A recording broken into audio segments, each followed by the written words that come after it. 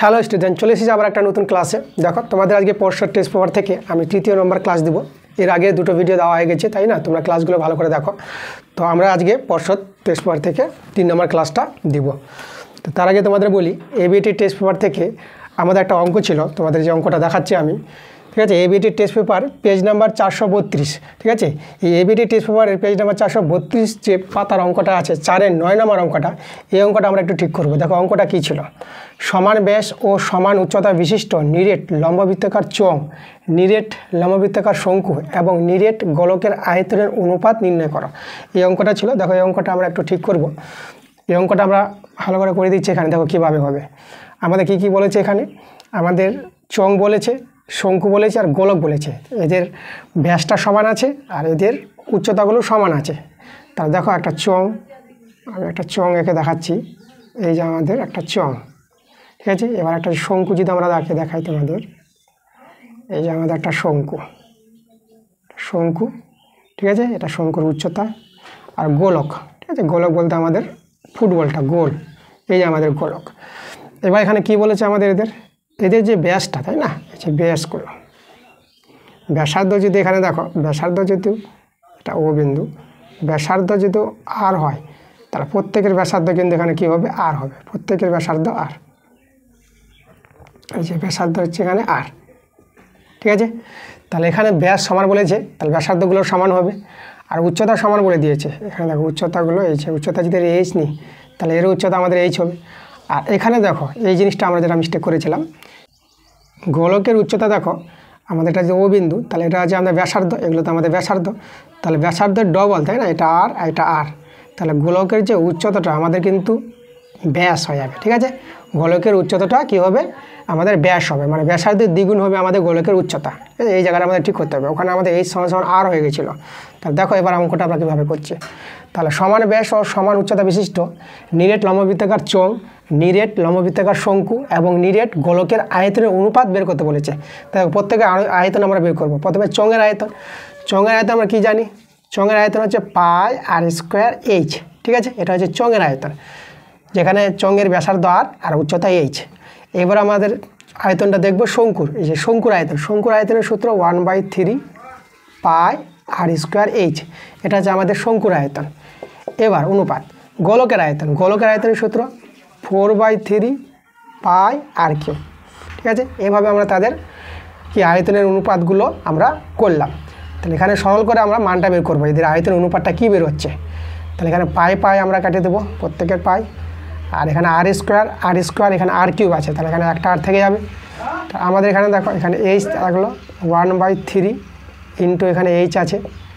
আর এখানে দেখো এই যে 4/3 আছে, কি আমরা 2/3 লিখবো। আর এখানে 2টা এদিকে 2r করে দিলাম, ঠিক আছে? 2r কেন করলাম? কারণ 2r সমান এইচ গোলকের। তাহলে এখানে 2r জায়গায় আমরা এইচ লিখতে পারবো। তাহলে এখানে এইচ আছে 1/3 ইন্টু এইচ। আর এখানে দেখো 2/3 ইন্টু এই যে 2r জায়গায় আমরা দেখো 2r যেটা আছে ব্যাসটা, তার জায়গায় আমরা এইচ লিখতে পারবো। এবার দেখো এখানে এইচ আর এইচ কেটে দিলাম। তাহলে আমাদের থাকলো কি? আমাদের থাকলো এখানে 1, এই যে এইচ নাই, কিছু নাই, মানে 1 এইচ টু এখানে 1/3 আর এখানে 2/3। এবার আমরা কি করব? আমরা অনুপাতটাকে পূর্ণসংখ্যা করতে গেলে এই যে হরটা যে আমাদের 3 আছে, লসাগু, হরের লসাগু 3 পাবো, তো 3 দিয়ে আমরা গুণ করবো। অর্থাৎ 3 দিয়ে গুণ করলে এখানে 3 হয়ে যাবে, 3h2 এখানে 1 হয়ে যাবে, আর এখানে 3টা কেটে যাবে, 2 হয়ে যাবে। তাহলে দেখো আমাদের কিন্তু তাদের যে আয়তন অনুপাত হবে চোঙের, শঙ্কু আর গোলকের আয়তন অনুপাত আমরা পেয়ে যাবো 3h2 1h2 আমরা পেয়ে যাবো। তাহলে এটা হবে আমাদের কিন্তু অ্যান্সার। সেখানে আমাদের এইচটাকে আমরা কিন্তু আরটাকে আমরা এইচ নিয়ে নিয়েছিলাম, তখন আমাদের এখানে 4 চলে এসেছিলো। 4 কিন্তু এখানে হবে না, আমাদের কি হবে? এখানে 2 হবে। তাহলে তোমরা কিন্তু এই যে এই পেজের, ঠিক আছে, 432 পাতার যে ভিডিওটা দেওয়া হয়েছে, ঠিক আছে, 4-এর যে 9 নম্বর অঙ্কটা আমরা করিয়ে দিয়েছি, সেখানে তোমরা দেখে নিবা আর অঙ্কটা একটু ঠিক করে নেবা। তো এভাবে তোমরা অঙ্কটা করে নেবা। তো এবার শুরু করে দেবো আমরা আজকের ক্লাস। আজকে আমরা নিয়েছি দেখো পরশোর টেস্ট পেপার 2025 পেজ 381, ঠিক আছে? তোমরা পেজ নাম্বার 381 পাতা বের করবা। কোশ্চেন নাম্বার 1 নম্বর 2-এর এবং 3-এর এবং 4-এর এই এমসিকিউ আর এসিকিউ টাইপের অঙ্কগুলো করাবো আমরা, মাধ্যমিক ম্যাথ। তো তোমরা এই বইটা পেয়ে গেছো, সম্ভবত স্কুল থেকে সবাই পেয়ে গেছো। অনেকে পাওনি, যারা পাওনি তারা স্কুলে যোগাযোগ করো, ঠিক আছে? পরশোর টেস্ট পেপার, এটা কিন্তু স্কুল থেকে ফ্রি, তোমাদের বিনামূল্যে বইটা দিবে। তো চলো আমরা আজকের অঙ্কগুলো দেখে নেবো। তোমরা আমার সঙ্গে বইটা খুলো আর আমার সঙ্গে অঙ্কগুলো করো। তাহলে একের প্রশ্নগুলো প্রথমে নিয়েছি। একের প্রশ্নগুলো আমাদের এমসিকিউ টাইপের প্রশ্ন আছে। তো দেখো একের 1 নম্বরটা কী বলছে, বলছে এখানে আসল ইসডু 1 বছরের সুদ আসল 20:21 হলে বার্ষিক শতকরা বার্ষিক সুদের হার কত হবে। তাহলে এখানে দেখো আমাদের আসল আর সুদ আসল অনুপাত দেওয়া আছে। তাহলে এখানে আসল দেখো আমরা এখানে আসলটাকে ধরে নিতে পারবো। তাহলে এখানে আসল যেটা পিটা কত হবে, এখানে আমরা 20x, ঠিক আছে, অনুপাত থেকে ধরে নেব, কারণ এখানে দেখো অনুপাতটা দেওয়া আছে 20:21 দেওয়া আছে, মানে আসল আর সুদ আসল, এটা হচ্ছে আসল, এটা সুদ আসল। তাহলে আসলটা আমরা 20 থেকে আমরা 20x ধরে নিলাম, আর সুদ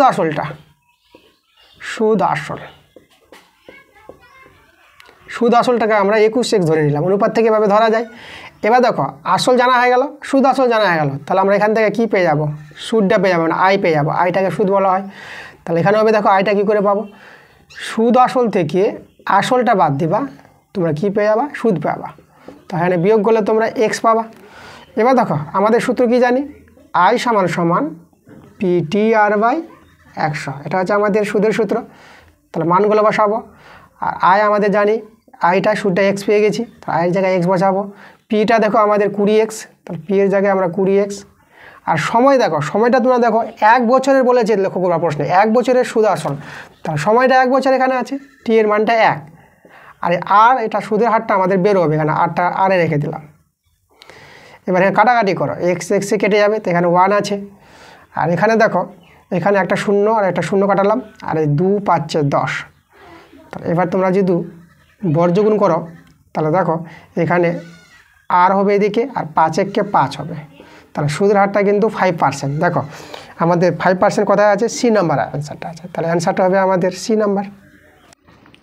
এবার দেখো 1 এর 2 এর প্রশ্নটা কী বলছে, ত্রিভুজের ক্ষেত্রফল ভেরিয়েস ভূমি ইন্টু উচ্চতা, মানে এইভাবে দেওয়া আছে, ক্ষেত্রফলটা ভেদ ভূমি ইন্টু উচ্চতা। তো এভাবে যদি হয় যেখানে ভূমি ও উচ্চতা উভয় পরিবর্তনশীল, এটি কী প্রকার ভেদ বলেছে, এটা কোন ধরনের ভেদ হবে। দেখো আমি এটা কোন ধরনের ভেদ হবে তোমাদের একটু ছবি এঁকে বোঝাই। আমরা একটা ত্রিভুজ নিব, ত্রিভুজ নিলাম আমরা এ বি সি, একটা ত্রিভুজ নিলাম, বিসিটা আমাদের ভূমি, আর উচ্চতা আমরা নিব, দেখো উচ্চতা আমরা নিলাম এডি, ঠিক আছে। তাহলে এখানে দেখো বিসি ভূমিটাকে আমরা কী নিব, আমরা ছোটো হাতের বি নিলাম, দৈর্ঘ্যটা আমরা ছোটো হাতের বি নিলাম, আর এডিটাকে নিলাম আমরা এইচ নিলাম, এডিকে উচ্চতা, তাহলে এডি হচ্ছে আমাদের উচ্চতা, এডিকে আমরা কত ধরলাম, এইচ ধরে নিলাম। আর পুরো ক্ষেত্রফলটা, তাই না, ত্রিভুজের ক্ষেত্রফলটাকে আমরা কী ধরে নেব, এ ধরে নেব, ত্রিভুজের ক্ষেত্রফলটাকে আমরা এ ধরে নিলাম, এ ভেরিয়াস ভূমিটাকে ধরেছি আমরা বি ইন্টু, আর উচ্চতাকে ধরেছি আমরা এইচ, তাহলে উচ্চতার জায়গায় আমরা এইচ লিখে দিলাম। তাহলে এখানে এ ভেরিয়াস বিএইচ আছে, ঠিক আছে। দেখো এটা আমাদের কী ধরনের ভেদ বলেছে, আমরা এখান থেকে বুঝাই। আমাদের যদি ক্ষেত্রফল, দেখো ক্ষেত্রফলটা হচ্ছে কী ধরেছি, আমরা এ ধরেছি, ক্ষেত্রফলটা যদি বাড়ে, এ আর আমরা কার মধ্যে সম্পর্ক নিয়ে আসবো, ধরো এইচের মধ্যে নিয়ে আসছে, এ আর এইচ, তাহলে ক্ষেত্রফলটা যদি বেড়ে যায় তাহলে উচ্চতা কী হবে, উচ্চতাটাও বড় হয়ে যাবে। ত্রিভুজটা যখন বড় হয়ে যাবে, ক্ষেত্রফল বাড়া মানে ত্রিভুজটা বড় হয়ে যাবে, তাহলে কী হবে, উচ্চতাটা বড় হয়ে যাবে, তাহলে ক্ষেত্রফল বাড়লে উচ্চতা বাড়বে, তাহলে দুজনেই বাড়ছে, তাহলে সরল ভেদ সম্পর্ক আছে এ ও এইচের মধ্যে, তাহলে আমরা লিখতে পারবো এ ভেরিয়াস এইচ, এটা আমরা বলতে পারলাম। এবার দেখো এবার এর সঙ্গে মানে ক্ষেত্রফলের সঙ্গে, এই যে ক্ষেত্রফলটাকে আমরা এই ধরলাম, তা ক্ষেত্রফল যদি বাড়ে তাহলে ভূমির দৈর্ঘ্যটা কী হবে, ভূমিটাও তো বেড়ে যাবে, ত্রিভুজটা যখন বড় হয়ে যাবে তাহলে ভূমিটা বাড়বে। তাহলে এখানে এ আর বি এর মধ্যে কী সম্পর্ক আছে, দেখো এটা যদি বাড়ে, ক্ষেত্রফল বাড়লে ভূমির দৈর্ঘ্যটাও বাড়বে, তাহলে এটা সরল ভেদ সম্পর্ক আছে, তাহলে সরল ভেদ হলে আমরা লিখতে পারবো এ ভেরিয়াস বি। এবার এই দুটো ভেদ দেখো, এ ভেরিয়াস এইচ আর এ ভেরিয়াস বি, তাহলে এখান থেকে যৌগিক ভেদ অ্যাপ্লাই করে আমরা দেখো এ আর এ মিলে গেছে, এ নিয়ে নেব, আর ভেরিয়াস আর এইচ আর বি কী হবে, এইচ আর বি গুণ হয়ে যায়, যৌগিক ভেদের নিয়ম আছে, তার মানে বিএইচ বলতে পারবো, বিএইচ। তো দেখো তো আমাদের এটা আর এটা আমাদের সেম আছে, তাহলে আমরা এটা কোন ধরনের ভেদ করে আমরা পেয়েছি, এটা যৌগিক ভেদ করে এটা পেয়েছি, তাহলে এটাকে কোন ভেদ বলবো, এটাকে, তাহলে এটা আমাদের ভেদটা হবে যৌগিক ভেদ। দেখো যৌগিক ভেদ আমাদের সি নাম্বার অপশানে আছে, তাহলে অ্যান্সার আমাদের সি নাম্বার হয়ে যাবে যৌগিক ভেদ। এই ছিল আমাদের অ্যান্সার। এবার দেখো 3 প্রশ্নটা কি বলছে, 3টি সমান বৃত্ত পরস্পরকে বহিঃস্পর্শ করে বৃত্তত্রয়ের কেন্দ্র সরলরেখাংশ দ্বারা যোগ করা হলে উৎপন্ন ত্রিভুজটির কোণ 3টির মান কত হবে। দেখো আমি ছবি এঁকে বুঝাই প্রশ্নটা। 3টি সমান বৃত্ত আছে, মানে সমান ব্যাসার্ধ হবে, তাহলে আমরা একটা বৃত্ত নিলাম, আর একটা আমরা দেখো বহিঃস্পর্শ করেছে, তাহলে এদিকে আমরা একটা বৃত্ত নিয়ে নেব, এভাবে, আর একটা বৃত্ত আমরা নিচের দিকে নিচ্ছি আমরা। তাহলে এখানে দেখো বহিঃস্পর্শ করবে একদম, ঠিক আছে। এই যে দেখো নিয়ে নিলাম আমরা, তার কেন্দ্রবিন্দু নিলাম এখানে, এখানে আর এখানে কেন্দ্রবিন্দু। তাহলে এই কেন্দ্রবিন্দুগুলো আমরা যোগ করছি, এই যে আমাদের কেন্দ্রবিন্দুগুলো। এই যে দেখো, এটা আমরা যদি এ, এটা বি, এটা যদি আমরা সি নাম দিয়ে দিই, তা দেখো তার এ বি সি একটা ত্রিভুজ উৎপন্ন হয়েছে। তাহলে এই ত্রিভুজটার তিনটি যে কোণ আছে, এই কোণগুলোর মান কত ডিগ্রি করে হবে সেটা আমাদের কিন্তু বের করতে বলেছে। তা দেখো আমরা কি করে বের করবো অ্যান্সারটা। আমরা দেখো এখানে প্রত্যেকটা বৃত্ত যখন সমান বলেছে, আমরা যদি এখানে বলি, এখানে বিন্দুগুলো, এটা বিন্দু ধরো পি, আর এখানে যে ছেদ করেছে, আচ্ছা এখানে আমাদের এই জায়গায় ছেদ করবে, ঠিক আছে, এখানে স্পর্শ করেছে এই জায়গাটা। তো এই জায়গায় এই বিন্দুটা আমরা ধরো নাম দিয়ে দিলাম কিউ, আর এই বিন্দুটার নাম দিয়ে দিলাম আমরা আর। তাহলে পি কিউ আর বিন্দুতে স্পর্শ করেছে।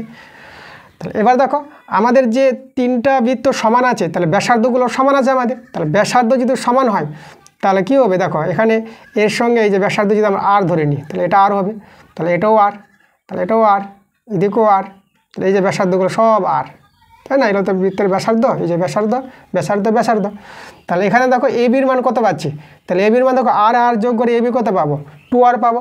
তাহলে এখানে লক্ষ্য করো তোমরা, এ বি বাহুটা আর এদিকে বিসি বাহুটা আর এদিকে এসি বাহুটা, তিনজনই কিন্তু আমরা সমান পেয়ে যাবো, ঠিক আছে। এ বি বাহু, বিসি বাহু আর এসি বাহু সমান পাবো, কেন, কারণ এ বি বাহুটা দেখো, এ বি বাহুটা আর আর যোগ করে 2r, বিসি বাহুটা আর আর আর যোগ করে 2r, আর এসি বাহুটা আর আর যোগ করবে তো কত পাবা, 2r পাবা। তাহলে তিনটা বাহু কিন্তু আমাদের কত হয়ে যাবে, 2r হয়ে যাবে। তাহলে তিনটা বাহু কিন্তু সমান, তাহলে এবিসি ত্রিভুজটা কি সমবাহু ত্রিভুজ। তাহলে অতএব এবিসি একটি সমবাহু ত্রিভুজ, সমবাহু ত্রিভুজ, সমবাহু ত্রিভুজ, ঠিক আছে। তাহলে এবিসি একটি আমরা সমবাহু ত্রিভুজ পেয়ে গেলাম। তাহলে যদি সমবাহু ত্রিভুজ হয়, তাহলে সমবাহু ত্রিভুজের কোণগুলি কত করে হয়, 60 ডিগ্রি করে হয়। তাহলে এই যে 60 ডিগ্রি, এই যে 60 ডিগ্রি, ঠিক আছে। তাহলে আমরা জানি, তাহলে অতএব এখানে কী লিখবো, অতএব সমবাহু ত্রিভুজের প্রতিটি কোণের মান কত হয়, 60 ডিগ্রি করে হয়, ঠিক আছে। প্রত্যেকটা কোণ 60 ডিগ্রি হবে। তাহলে যে ত্রিভুজটা পেলাম, ত্রিভুজের কোণ তিনটির মান কত করে পাবো, 60 ডিগ্রি 60 ডিগ্রি 60 ডিগ্রি। দেখো কত নম্বর অপশানটা মিলছে আমাদের, দেখো অ্যান্সারটা কিন্তু বি নাম্বার অপশানটা মিলছে। এবার দেখো 4 প্রশ্নটা কি বলছে, যদি দিনের কোনো এক সময় একটি স্তম্ভ ও একটি 20 মিটার লম্বা উলম্ব লাঠির ছায়ার দৈর্ঘ্য যথাক্রমে 50 মিটার ও 10 মিটার হয়, তবে ওই স্তম্ভের উচ্চতা হলো কত। স্তম্ভের উচ্চতা বের করতে বলেছে। চলো আমরা ছবি এঁকে প্রশ্নটা বুঝি। আমাদের স্তম্ভ বলেছে আর একটা উলম্ব লাঠি আছে। তা দেখো ছবিটা এইভাবে হবে আমাদের, দেখো আমাদের স্তম্ভটা আমরা এ বি নিয়ে নিলাম, এ বি আমাদের এটা স্তম্ভ, আর লাঠিটা আমরা এখানে নেব, এই যে আমাদের লাঠি, এটাকে আমরা ধরো সিডি নাম দিয়ে দিলাম, সিডি, আর এটা বিন্দুর নাম আমরা ই দিয়ে দিলাম। তাহলে এখানে আমাদের কোণটা তৈরি হয়েছে, এদিকে আমাদের সূর্য আছে দিনের আলোয়। তো দেখো দিনের আলোয় এই যে স্তম্ভের ছায়ার দৈর্ঘ্য আমাদের বিই, আর লাঠির ছায়া দৈর্ঘ্য আমাদের ডিই, ঠিক আছে। তাহলে আমাদের এভাবে আমরা ছবিটা তৈরি হবে। তাহলে এভাবে যদি হয়, দেখো এখানে আমাদের কিন্তু লাঠির দৈর্ঘ্যটা, লাঠিটা কতটা লম্বা আছে সেটা বলে দিয়েছে, লাঠিটা আছে সিডিটা, মানে সিডি কিন্তু আমাদের বলে দিয়েছে 20 মিটার। তাহলে এটা হচ্ছে আমাদের 20 মিটার। আচ্ছা এবিটা কিন্তু এখানে বলিনি, ওই স্তম্ভের উচ্চতা বের করতে বলেছে। তাহলে এবি আমাদের এক্স ধরে নিলাম, এক্সের মানটা আমাদের বের করতে হবে। তাহলে এবার দেখো আমরা কী করে এক্সের মানটা পেয়ে যাব। এবার এখানে আমরা দুটো ত্রিভুজ নেব।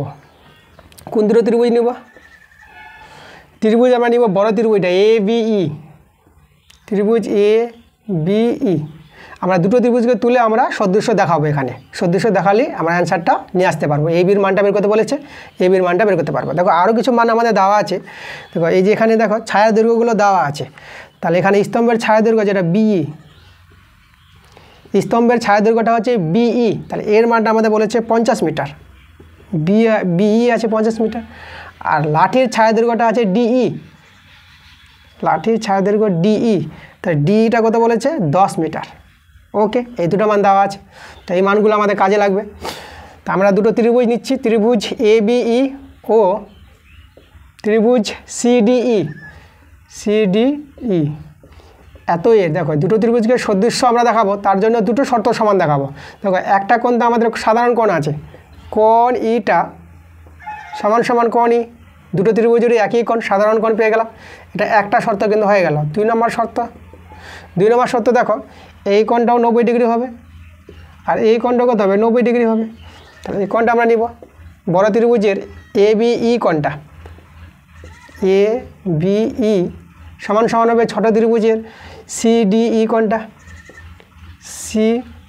এখানে CDE সমান সমান কত এরা 90 ডিগ্রি। দেখো দুটো ত্রিভুজে দুটো শর্ত যদি আমরা সমান দেখাতে পারি তাহলে দুটো ত্রিভুজকে কী বলতে পারবো আমরা সদৃশ্য বলতে পারবো। তাহলে অতএব ত্রিভুজ ABE ও ত্রিভুজ CDE কি সদৃশ্য, সদৃশ্য। তাহলে আমাদের দুটো ত্রিভুজ কিন্তু সদৃশ্য হয়ে গেল। এবার সদৃশ্য ত্রিভুজ হলে তাদের যে অনুরূপ বাহুগুলি অনুপাত কী হয় সমান হয়। অতএব দেখো আমরা অনুরূপ বাহু নিব, আমরা নিচে দেখো লম্ব বাই লম্ব নিচ্ছে আমরা। তাহলে AB বড় ত্রিভুজের যে বড় ত্রিভুজটার কি লম্ব বাই ভূমি, তাই না, লম্ব বাই ভূমি। তা লম্বটা AB আর ভূমিটা BE। তার বড় ত্রিভুজে নিব লম্ব বাই ভূমি AB বাই BE, আর ছোটো ত্রিভুজের নেব একইভাবে নিতে হবে, এরও লম্ব বাই ভূমি নিতে হবে। অনুরূপ বাহু বলতে এর লম্ব এর ভূমি এর ভূমি। তাহলে লম্ব বাই ভূমি নিয়েছি বড় ত্রিভুজের, তাহলে ছোটো ত্রিভুজটা কী নেব লম্ব বাই ভূমি নেব, মানে CD বাই DE নেব। এভাবে কিন্তু অনুরূপ বাহু হয়। তাহলে আমরা CD বাই DE নিয়ে নেব। চলো মানগুলো আমরা বসাবো। দেখো ABর মান তো এক্সের মান আমরা বের করব, ABর জায়গায় আমরা X বসিয়ে দিলাম। আর BEর মানটা দেখো 50, BE হচ্ছে 50। আর CD দেখো CDর মানটা 20, CDর মান 20। আর DEর মানটা 10, ছায়ার দৈর্ঘ্যটা লাঠির ছায়া দৈর্ঘ্য 10 বলে দিয়েছে। চলো এখানে কাটাকাটি করো, 0 0 কাটালাম। তাহলে এখানে আমরা এক্সের মানটা আমরা কত দেখতে পাচ্ছি, X সমান সমান 50 দিয়ে 100। তাহলে দেখো এখানে আমাদের যেটা বলেছিল স্তম্ভের দৈর্ঘ্যটা, তাহলে আমরা স্তম্ভের উচ্চতা পেয়ে গেলাম। স্তম্ভের উচ্চতা কত পেলাম আমরা 100 মিটার পেয়ে গেলাম, 100 মিটার। ঠিক আছে, তাহলে এবার দেখো আমাদের কোনটা অ্যান্সার মিলছে। আমাদের অপশানটা মিলছে D নম্বর অপশানটা, তাহলে অ্যান্সার আমাদের D। এবার দেখো 5 প্রশ্নটা কী বলছে, দুটি ঘনকের আয়তনের অনুপাত 1:27 হলে ঘনক দুটির সমগ্র তলের ক্ষেত্রফল অনুপাত কত হবে। দেখো আয়তনের অনুপাত বলে দিয়েছে, তাহলে এখানে ঘনক আছে দুটি। তাহলে প্রথম ঘনকের ধারের দৈর্ঘ্য আমরা নিব A1 আর দ্বিতীয় ঘনকের ধারের দৈর্ঘ্য নিব A2, তাই না। তাহলে দেখো এখান থেকে আমরা প্রথম ঘনকের আয়তন আমরা কি জানি, প্রথম ঘনকের আয়তনের সূত্র হচ্ছে ধারের দৈর্ঘ্যের কিউব, মানে A1 কিউব। এটা হচ্ছে প্রথম ঘনকের আয়তন। আর দ্বিতীয় ঘনকের আয়তন A2 তার কিউব। এভাবে আমরা আয়তনের অনুপাত করলাম, বায়ুমানী অনুপাত। আর এদের আয়তনের অনুপাতটা বলে দিয়েছে 1:27, মানে 1/27 এটা বলেছে। তাহলে তাদের বলেছে সমগ্র তলের ক্ষেত্রফল অনুপাত কত হবে। তাহলে এখানে দেখো আমরা সমগ্র তলের ক্ষেত্রফল অনুপাতটা পেয়ে যাব কীভাবে।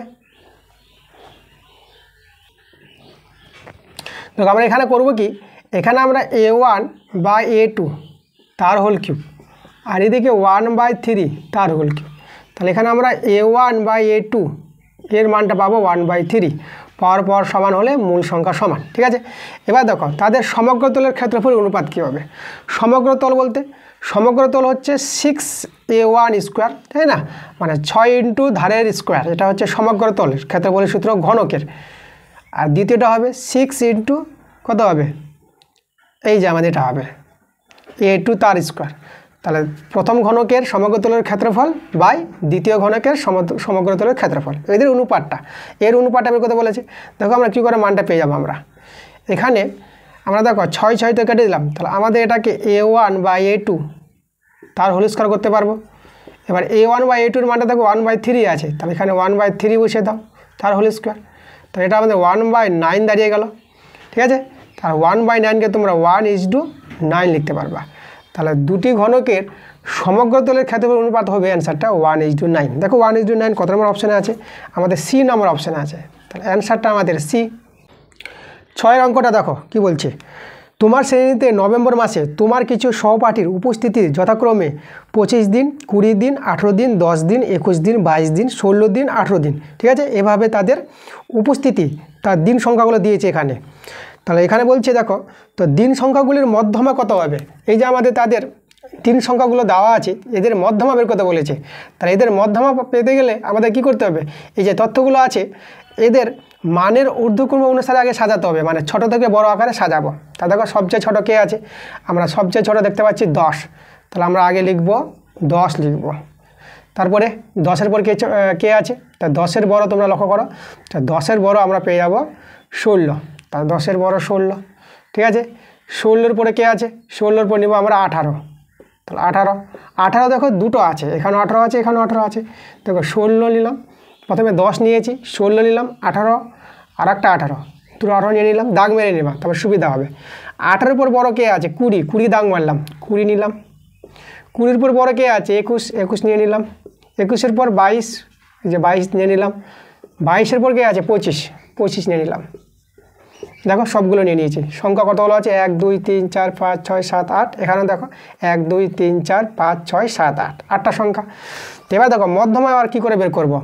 সংখ্যা আছে 8টা, মানে এখানে জোড় সংখ্যা আছে। তাহলে জোড় সংখ্যা যদি থাকে মধ্যমা পাওয়ার নিয়ম দেখো, এদিকে 3 জন নাও আর এদিকে 3 জন নাও, এরা 3 জন বাদ পড়ে গেল, তাহলে মধ্যেই থেকে গেল আমাদেরকে 18 আর 20। তাহলে অতএব যেটা মধ্যমা পাবো, মধ্যমা পাওয়ার নিয়মটা হচ্ছে এই মধ্যে দুজনকে যোগ করব আর 2 দিয়ে ভাগ করে দেবো। তো এটাই হবে আমাদের মধ্যমা। তাহলে এখানে যোগ করা, উপরে হয়ে যাবে আমাদের 38 আর নিচে 2, এটা ভাগ করো, কাটাকাটি করলে পরে কত পাবো? 19 পেয়ে যাবো। তাহলে অ্যান্সারটা হবে আমাদের 19। দেখো 19 কত নম্বর অপশানে আছে? এ নাম্বারে আছে। তাহলে আমাদের এ নাম্বারে অ্যান্সার। এবার 2-এর প্রশ্নগুলো আমাদের শূন্যস্থান টাইপের প্রশ্ন আছে। তো এই শূন্যস্থান অঙ্কগুলো আমরা দেখে নেব। 2-এর 1-এর প্রশ্নটা প্রথমে আমরা করাবো। তো 2-এর 1-এরটা বলছে কোনো দ্বিঘাত সমীকরণের বীজদ্বয়ের গুণফল 1 হলে বীজদ্বয় পরস্পর ড্যাশ হবে। দেখো বীজদ্বয়ের গুণফল 1, মানে বীজ দুটি যদি আমরা দেখো ধরে নিই, এখানে দেখো আমরা ধরে নিচ্ছি একটা বীজ আলফা আর একটা 1/α। ঠিক আছে, বীজদ্বয়ের গুণফল 1 কখন হবে? একটাকে আলফা নিব, একটা 1/α, মানে বীজ দুটি হবে পরস্পর অন্যান্য। অ্যান্সারটা কিন্তু আমাদের অন্যান্য হবে, কারণ দেখো এদের গুণফলটা, এই যে বীজ দুটির গুণফল 1 আসছে কি? আলফা গুণিত 1/α। তো এদের গুণ করো, আলফা কেটে গেল 1। তাই দেখো আমরা যদি বীজ দুটি অন্যান্য হয় তখনই কিন্তু ওদের গুণফলটা 1 পাবো।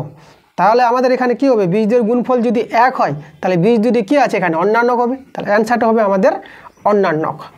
অ্যান্সার কি লিখবো আমরা? অন্যান্য।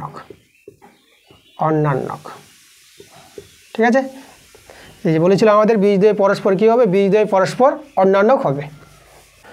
এবার দেখো 2-এর প্রশ্নটা কি বলছে? সময় ও মোট সুদ অপরিবর্তিত থাকলে আসল ও বার্ষিক শতকরা সরল সুদের হারের মধ্যে ড্যাশ সম্পর্ক থাকে। কোন সম্পর্ক থাকবে? ব্যস্ত না সরল? তাহলে এখানে দেখো তোমাদের কি বলি, এখানে কিন্তু ব্যস্ত হবে। আসল, দেখো আসল আর এদিকে আছে আমাদের সুদের হার, এই আমাদের দুজন আছে। ঠিক আছে, তাহলে দেখো এখানে আসল কোনো ব্যাংকে তোমাদের এভাবে বোঝায় যে আসলটা ধরো ব্যাংকে টাকা জমা রেখেছে, ধরো যারা বড় লোক আছে প্রচুর টাকা, লাখ টাকা বা কোটি টাকা ব্যাংকে রেখেছে, ধরো ও 5 কোটি ব্যাংকে রেখেছে। যদি বেশি টাকা ব্যাংকে রাখে, তাই না, তাহলে সুদের হারটা কী করবে? সুদের হারটা কিন্তু ব্যাংক কম করে দিবে, বুঝেছ? কারণ তাহলে তো বেশি টাকা রাখলো, সুদের হারটা যদি বেশি দিয়ে দেয় তাহলে বেশি টাকা পেয়ে যাবে, তাই না? তা বড় লোক তো বড় লোক হয়ে যাবে, তা গরিব হয়ে যাবে। এই জন্য আমাদের দেখো যে এখানে আসলটা যদি বেশি থাকে তাহলে সুদের হারটা কম হবে, মানে আসল বাড়লে সুদের হার কমবে। আর যাদের টাকা কম আছে, অল্প টাকা ব্যাংকে রেখেছো, তখন দেখবা তোমাকে সুদের হারটা বেশি দিবে, তাই না? তার জন্য এটা সামঞ্জস্য করার জন্য বড় লোকের টাকা যেন বেশি না হয়ে যায়, তাই না, আর গরিবের টাকা যেন কম না হয়ে যায়, তাহলে এটার জন্য কিন্তু এটা আমরা বলতে পারবো। ঠিক আছে, যুক্তিটা দিতে পারবো। তাহলে আসলটা যদি বাড়ে সুদের হার কিন্তু কমবে এখানে। তাহলে আসল বাড়লো, সুদের হার কমলো, তাহলে এদের মধ্যে কী সম্পর্ক আছে? ব্যস্ত। তাহলে এদের মধ্যে যে সম্পর্কটা আছে ব্যস্ত সম্পর্ক আছে। তাহলে অ্যান্সারটা হবে আমাদের ব্যস্ত। এই যে কথাটা যেটা বলেছে যে আসল ও বার্ষিক শতকরা সরল সুদের হারের মধ্যে ড্যাশ সম্পর্ক থাকবে। কী সম্পর্ক? তাহলে আসল আর সুদের হারের মধ্যে ব্যস্ত সম্পর্ক থাকবে। তাহলে এটাই আমাদের হবে অ্যান্সার। অ্যান্সারটা কী হবে আমাদের? ব্যস্ত। এবার 3-এর প্রশ্নটা দেখো কী বলছে। একটি সরলরেখা একটি বৃত্তকে দুটি বিন্দুতে ছেদ করলে সরলরেখাটিকে ড্যাশ বলা হয়। কি বলা হবে সরলরেখাটিকে? প্রশ্নটা তো কী বলছে, একটা বৃত্ত আছে আর একটা ধরো সরলরেখাই ভাবে, ঠিক আছে। এই যে সরলরেখাটা আমাদের বৃত্তটিকে দুটি বিন্দুতে ছেদ করেছে, এ আর বি বিন্দুতে ছেদ করেছে, ঠিক আছে। তাহলে আমরা দেখো এই যে সরলরেখাটিকে আমরা কি বলবো, আমাদের বলে যে সরলরেখাটিকে কী বলা হবে, তাই সরলরেখাটি বৃত্তকে ছেদ করে গেছে বলে আমরা কি বলবো, ছেদক বলবো। তাহলে এখানে অ্যান্সারটা আমাদের কী হবে, ছেদক হয়ে যাবে। সরলরেখাটিকে আমরা বলবো, সরলরেখাটিকে ছেদক বলবো, অ্যান্সার ছেদক। 4 প্রশ্নটা দেখো বলছে sin 1 degree by cos 89 degree plus cos 89 degree by sin 1 degree এর মানটা কত হবে, এটা এর মান আমাদের বের করতে বলেছে। তা দেখো 1 ডিগ্রি আর 89 ডিগ্রি যোগ করলে 90 ডিগ্রি পাবা। তাহলে এখানে আমরা 1 ডিগ্রিকে যদি আমরা চেঞ্জ করে দিই, তাহলে 1 ডিগ্রি জায়গায় লিখব 90 ডিগ্রি মাইনাস 89 ডিগ্রি, ঠিক আছে। এখানে আমরা লিখব 89 ডিগ্রি। তাহলে দেখো এটা বিয়োগ করলে আমরা 1 ডিগ্রি পাবো, আর নিচে যেটা আছে সেটা আমরা বসিয়ে দিলাম cos 89 ডিগ্রি। তাহলে আমরা কাকে 1 ডিগ্রিকে চেঞ্জ করেছি, তাহলে এখানেও cos 89 ডিগ্রি আমরা রেখে দিলাম, আর এখানে sin 1 ডিগ্রি জায়গায় লিখব আমরা 90 ডিগ্রি মাইনাস 89 ডিগ্রি। ওকে, এবার দেখো সরল করো, পুরো কোণের সূত্র sin 90 ডিগ্রি মানে থিতা cos থিতা, তাহলে এটা হবে cos 89 ডিগ্রি, আর নিচে আছে আমাদের cos 89 ডিগ্রি প্লাস, আর এখানে উপরে ছিল cos 89 ডিগ্রি, আর নিচে হবে sin 90 ডিগ্রি মানে থিতা, এখানেও cos থিতা মানে cos 89 ডিগ্রি। তাহলে এখানে আমরা পেয়ে গেলাম cos 89 ডিগ্রি। এবার দেখো এরা মিলে গেছে, এরা কেটে গেল আমাদের, তাহলে এখানে কেটে গেল বলে 1 প্লাস, আর এখানে এরও মিলে গেছে, এরও এখানে 1, তাহলে 1 1 যোগ করে কত পাবো 2, তাহলে আমাদের অ্যান্সার। এবার দেখো 5 প্রশ্নটা বলছে এবিসি সমকোণী ত্রিভুজের এসি অতিভুজ এবি বাহুকে অক্ষ করে ত্রিভুজটি পূর্ণ আবর্তনের ফলে উৎপন্ন ঘনবস্তুটি হলো ড্যাশ।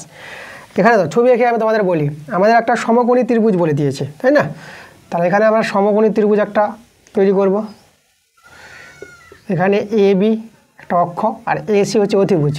তাহলে এবার কী বলছে দেখো, আমাদের এসি অতিভুজ বলে দিয়েছে প্রশ্নে, আর এই যে এ বিটা অক্ষ ধরে এই সমকোণী ত্রিভুজটাকে এক পাক ঘোরাবে।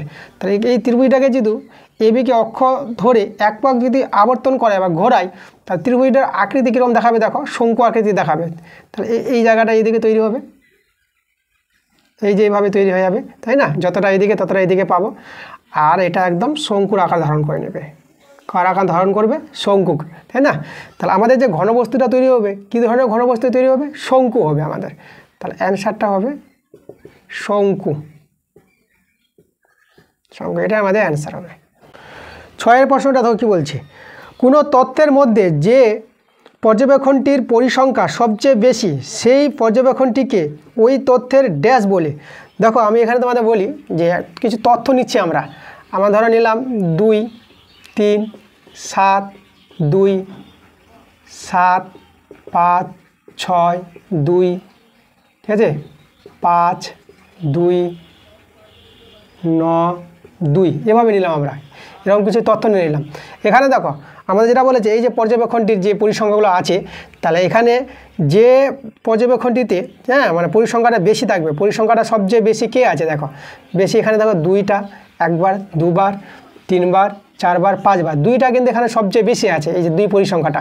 তাহলে এই 2 সংখ্যাটা কোনো তথ্যের মধ্যে এই 2 সংখ্যাটা যে বেশিবার আছে, তাহলে 2 সংখ্যাটাকে বলা হয় সংখ্যাগুরু মান। কি বলা হবে আমাদের, সংখ্যাগুরু মান, ঠিক আছে। তাহলে দেখো কোনো তথ্যের মধ্যে বা কোনো পর্যবেক্ষণের মধ্যে, ঠিক আছে, পরিসংখ্যা যে পরিসংখ্যাটা সবচেয়ে বেশি থাকবে, যে সংখ্যাটা সবচেয়ে বেশিবার থাকবে, তাহলে তাকে আমরা কি বলবো, সংখ্যাগুরু মান বলবো। তাহলে অ্যান্সারটা আমাদের হবে সংখ্যাগুরু মান, এটা আমাদের অ্যান্সার। আমরা অ্যান্সার পেয়ে গেলাম সংখ্যাগুরু মান। এবার দেখো 3 প্রশ্নগুলো আমাদের আছে সত্য মিথ্যা। তাহলে সত্য মিথ্যা অঙ্কগুলো আমরা করাবো এখন। 3-এর 1-এরটা আমরা করাবো। 3-এর 1-এর প্রশ্নটা বলছে অংশীদারি ব্যবসায় কমপক্ষে 3 জন লোক দরকার। দেখো আমরা কি জানি, যে কোনো অংশীদারি ব্যবসায় কমপক্ষে 2 জন লোক হলেই হবে, 2 বন্ধু নিয়ে একটা ব্যবসা চালু করতে পারবে। তাহলে কমপক্ষে 2 জন লোকের দরকার, এখানে 3 জন বলেছে, তাহলে এটা মিথ্যা হবে অ্যান্সারটা। তাহলে আমাদের 3-এর 1-এর অ্যান্সারটা হবে মিথ্যা।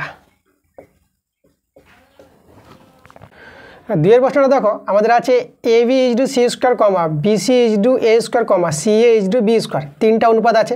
তাই এই অনুপাতগুলির যৌগিক অনুপাত বলেছে 1:1 হবে। তাই আমরা এদের যৌগিক অনুপাত বের করে দেখব, 1:1 হলে সত্য আর 1:1 না হলে মিথ্যা। দেখো আমরা যৌগিক অনুপাত কী করে বের করি, যৌগিক অনুপাতকে মিশ্র অনুপাতও বলা হয়।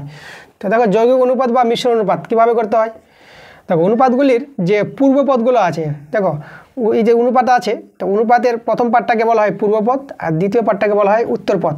এটা পূর্বপদ উত্তরপদ, পূর্বপদ উত্তরপদ। তাহলে আমরা কী করব, প্রত্যেকটা অনুপাতের পূর্বপদের গুণফল করব।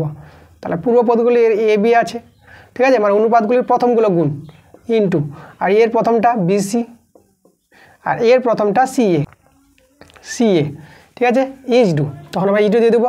এবার অনুপাতগুলির উত্তর পদগুলো গুণ করব, মানে সেকেন্ড পার্টগুলো গুণ। তাহলে দেখো এর সেকেন্ডটা আছে সি স্কোয়ার ইন্টু, আর এর সেকেন্ডটা আছে আমাদের এ স্কোয়ার, আর এর সেকেন্ডটা আছে বি স্কোয়ার। এভাবে হবে আমাদের কি যৌগিক অনুপাত বা মিশ্র অনুপাত। তাদের সরল করে আমরা দেখব কত আসছে। তাহলে এখানে তোমরা লক্ষ্য করো, এখানে তোমরা এ আর এ স্কোয়ার, তাহলে যে এ স্কোয়ার আর এ স্কোয়ার কেটে যাবে, বি স্কোয়ার, তাহলে এখানে বি স্কোয়ার আছে, আর সি আছে, তাহলে এখানে সি স্কোয়ার পাবা, এদিকেও আমাদের সি স্কোয়ার আছে, সব কেটে গেছে, কিছু নাই। তাহলে আমরা 1:1 পেয়ে গেলাম। তাহলে দেখো আমাদের কিন্তু 1:1ই বলেছিল যৌগিক অনুপাতটা, তো আমরা কি পেয়ে গেলাম, আমরা সত্য পেয়ে গেলাম। তাহলে অ্যান্সার পেয়ে গেলাম আমরা সত্য। 3 প্রশ্নটা দেখো আমাদের দেওয়া আছে সাইন থিটা তার হোল কিউব সমান সমান সাইন কিউব থিটা কিউব, এটা আমাদের কি সত্য হবে, তাই না? সত্য হবে না মিথ্যা হবে? তা দেখো তোমাদের বলে রাখি, এটা থেকে কিন্তু এটা হয় না, এটা কখনোই এটা হবে না। আমাদের এটা ভাঙালে কি হয়, দেখো এটাকে আমি তোমাদের ভাঙিয়ে দেখাই। এর হোল কিউব আছে, এটাকে তোমরা এভাবে ভাঙাতে পারবা, সাইন কিউবটা শুধু এখানে আসবে, এই জায়গায় আসবে, থিতার জায়গায় কিন্তু আসবে না। থিতার একটা কোণ আছে, ওটা পৃথকভাবে থিতাটা থেকে যাবে। তাহলে এটাকে ভেঙে সরল করে এটা পাবো, এখানে দেখো থিতার পর কিউব দিয়ে দিয়েছে। তাহলে অতএব আমরা অ্যান্সারটা কী পেয়ে যাবো, তাহলে আমরা এখানে অ্যান্সারটা আমরা পাবো মিথ্যা। তো 4 প্রশ্নটা বলছে একটি বৃত্তস্থ চতুর্ভুজের বিপরীত কোণগুলি পরস্পর পূরক হয় না। একটি বৃত্তস্থ চতুর্ভুজের বিপরীত কোণগুলি পরস্পর পূরক হয় না, পরস্পর সম্পূরক হয়। দেখো এখানে আমি তোমাদের ছবি এঁকে বুঝাই। আমাদের একটা বৃত্তস্থ চতুর্ভুজ আমরা তৈরি করব, বৃত্তস্থ চতুর্ভুজ এ বি সি ডি। তাহলে এই যে বৃত্তস্থ চতুর্ভুজের যে বিপরীত কোণগুলো আছে, এই যে দুটো কোণের যোগফলটা 180 ডিগ্রি হবে। এখানে আমরা বলতে পারবো কোণ এ প্লাস কোণ সি, এতে যোগফলটা কত হবে, 180 ডিগ্রি হবে। আর এখানে এই কোণটা আর এই কোণটা যোগফলটা 180 ডিগ্রি পাবো। তাহলে কোণ বি যোগ কোণ ডি, এই দুজনের যোগফলটা আমরা 180 ডিগ্রি পাবো। তাহলে আমরা বলতে পারবো বৃত্তস্থ চতুর্ভুজের বিপরীত কোণগুলি পরস্পর কী হয়, সম্পূরক। ঠিক আছে, বৃত্তস্থ চতুর্ভুজের বিপরীত কোণগুলি পরস্পর সম্পূরক। ঠিক আছে, দুটি কোণের যোগফল যদি 180 ডিগ্রি হয়, তাহলে একটি কোণকে অপর কোণের সম্পূরক কোণ বলা হয়, পূরক কোণ বলা হয় না। তাহলে আমাদের এখানে অ্যান্সারটা হবে মিথ্যা, পূরক কোণ বলে দিয়েছে। তাহলে অ্যান্সার লিখব মিথ্যা। এবার 5 অঙ্কটা করাবো। আচ্ছা দেখো তোমাদের আমি একটা কথা বলি, তোমরা অনেকে কমেন্টে জানাচ্ছ যে পেজ নাম্বার দিয়ে যে আমি বলে দিয়েছিলাম যে অঙ্কটা রিপিট এসেছিলো, আমি 2-1টা ভিডিওতে যে অঙ্কটা আমাদের করা হয়ে গেছে কোনো ক্লাসে, সেই অঙ্কটা আমি পেজ নাম্বার দিয়ে বলে দিয়েছি। তোমরা সেই অঙ্কটা আবার চাইছো স্যার করিয়ে দিন, কারণ দেখো আমি পেজ নাম্বারটা কিন্তু সেখানে মেনশন করেছি যে এই ক্লাসের এই পেজের ভিডিওটাতে তোমরা ওই নাম্বারে, ঠিক আছে, এত নাম্বার অঙ্কে তোমরা পেয়ে যাবে অঙ্কটা।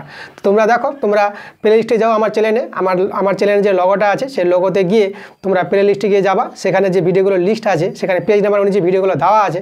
তো যে পেজের কথা বলেছি সেই পেজের ভিডিওতে যাবা এবং সেই নাম্বারটা দেখে নেবা, আমি নাম্বারটা মেনশন করেছি, তোমরা গিয়ে ওখানে অঙ্কটা দেখতে পাবা।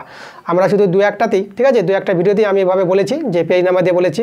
তোমাদের অসুবিধা হচ্ছে বলে আমি আর পেজ নাম্বার দিয়ে বলবো না, যে অঙ্কগুলো রিপিট আসবে সেই অঙ্কগুলো তোমাদের কিন্তু আমি করিয়ে দিচ্ছি আর করিয়ে দিব, ওকে। আর পেজ নাম্বার দিয়ে বলবো না, যেহেতু তোমাদের কারো অসুবিধা হচ্ছে, এবং যেগুলো দেওয়া আছে পেজ নাম্বার দিয়ে অঙ্কগুলো বলে দিয়েছি, তাই না, 2-1টা ভিডিওতে আমি বলেছি পেজ নাম্বার দিয়ে। তোমরা কিন্তু যাও আমার চ্যানেলে চলে যাও, প্লে লিস্টে গিয়ে যাও, ঠিক আছে, সেখানে গিয়ে কিন্তু তোমরা যে প্লে লিস্টে গিয়ে পরপর ভিডিওগুলো দেখো, যে পেজ নাম্বারটা দিয়ে আমি বলেছি তোমাদের সেই পেজের ভিডিওটা দেখবা, সেখানে কিন্তু অঙ্কের নাম্বারটা পেয়ে যাবা, অঙ্কটা পেয়ে যাবা, সেখানে গিয়ে অঙ্কটা কিন্তু করে দেওয়া আছে ভালো করে, তোমরা সেখান থেকে অঙ্কটা দেখে নেবা, ওকে। তো চলো আমরা দেখে নেব 3-5 প্রশ্নটা কী বলছে। তা 5 নম্বর প্রশ্নটা আছে, দুটি অর্ধগোলকের বক্রতলের ক্ষেত্রফলের অনুপাত 4:9 হলে তাদের ব্যাসার্ধের দৈর্ঘ্যের অনুপাত 2:3 হবে। আচ্ছা, এখানে বক্রতলের ক্ষেত্রফলের অনুপাত দেওয়া আছে, এখানে কিন্তু কি বলেছে, অর্ধগোলক। দেখো অর্ধগোলকের বক্রতলের ক্ষেত্রফলের অনুপাত কি হয়, অর্ধগোলক, এই যে আমাদের অর্ধগোলক বাটি, এই যে আমাদের তরকারি খাওয়া বাটি। তাহলে এখানে বক্রতল বলতে এই উপরের তলটা, এই তলটা বাদ দিয়ে এই তলটা বলা হয় বক্রতল। এর বক্রতলের ক্ষেত্রফলের সূত্র 2πr²। কেন হয় এটা, সম্পূর্ণ গোলক ফুটবলটা, সম্পূর্ণ গোলকের যে বক্রতলটা, তাই না, সমগ্রতলটা, তার ক্ষেত্রফলটা হয় 4πr²। তাহলে অর্ধেকটা কত হবে? 4πr² অর্ধেক 2πr²।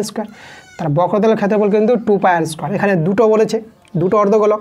তাহলে দেখো আমরা প্রথম অর্ধগোলকটা নিলাম 2πr1², এই অনুপাতটা। এবার অনুপাত আমরা করবো আবার 2πr2 তার স্কোয়ার। দেখো বাই দিলে অনুপাত বলা হয়।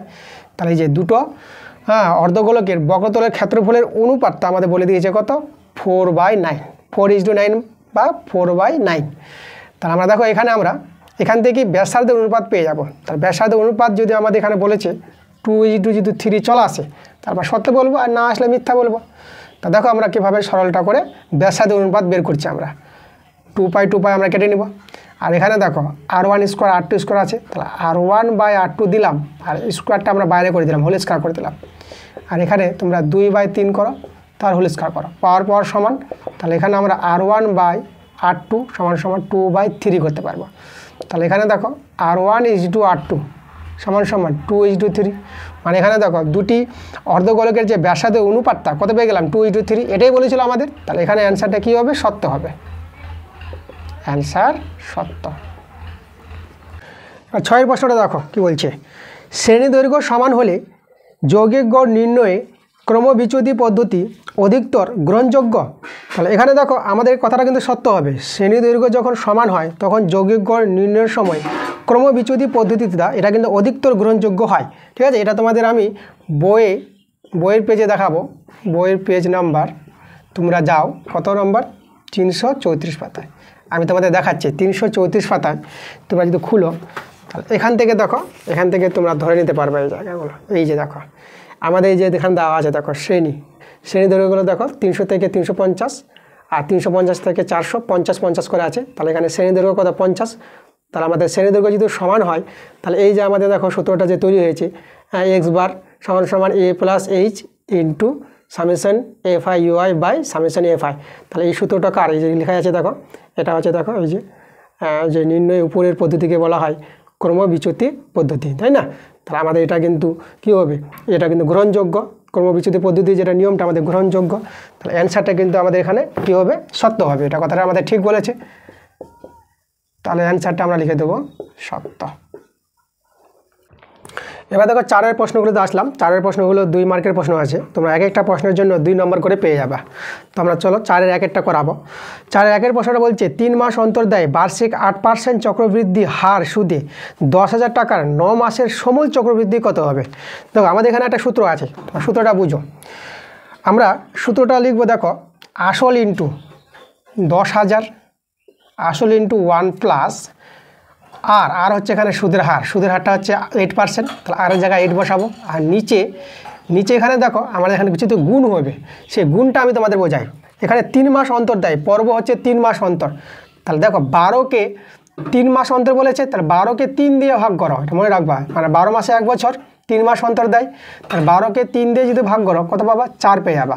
তাহলে এই যে 4 সংখ্যাটা খুব ইম্পর্টেন্ট সংখ্যা। তাহলে এখানে যে 100 থাকবে তাকে আমরা 4 দিয়ে গুণ করব। ঠিক আছে, 3 মাস পর্ব বললে আমরা দেখো 4 পেয়ে গেলাম, 3 দিয়ে ভাগ করে 12কে। তাহলে আমরা এখানে 100কে কত দিয়ে গুণ করবো? 4 দিয়ে। আর এই জায়গায় দেখো এখানেও আমাদের 4 গুণ আমাদের সময়টা আসবে। দেখো সময় বলতে এনটা আমাদের কত আছে?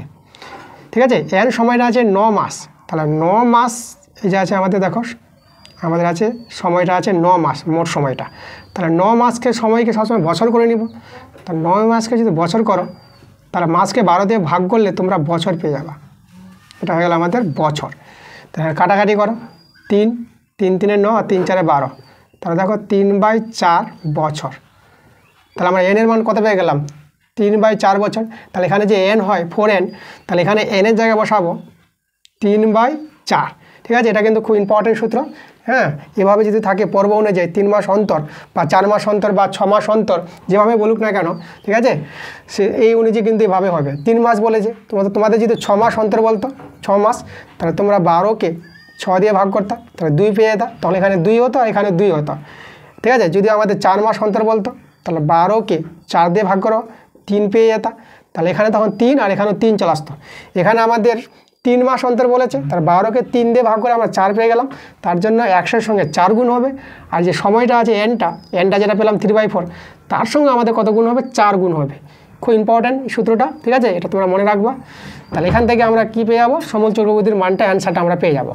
তাহলে সমূল চক্রবৃদ্ধি হচ্ছে এটা, ঠিক আছে? এটা আমরা লিখে দেবো অতএব দিয়ে সমূল চক্রবৃদ্ধি, সমূল চক্র,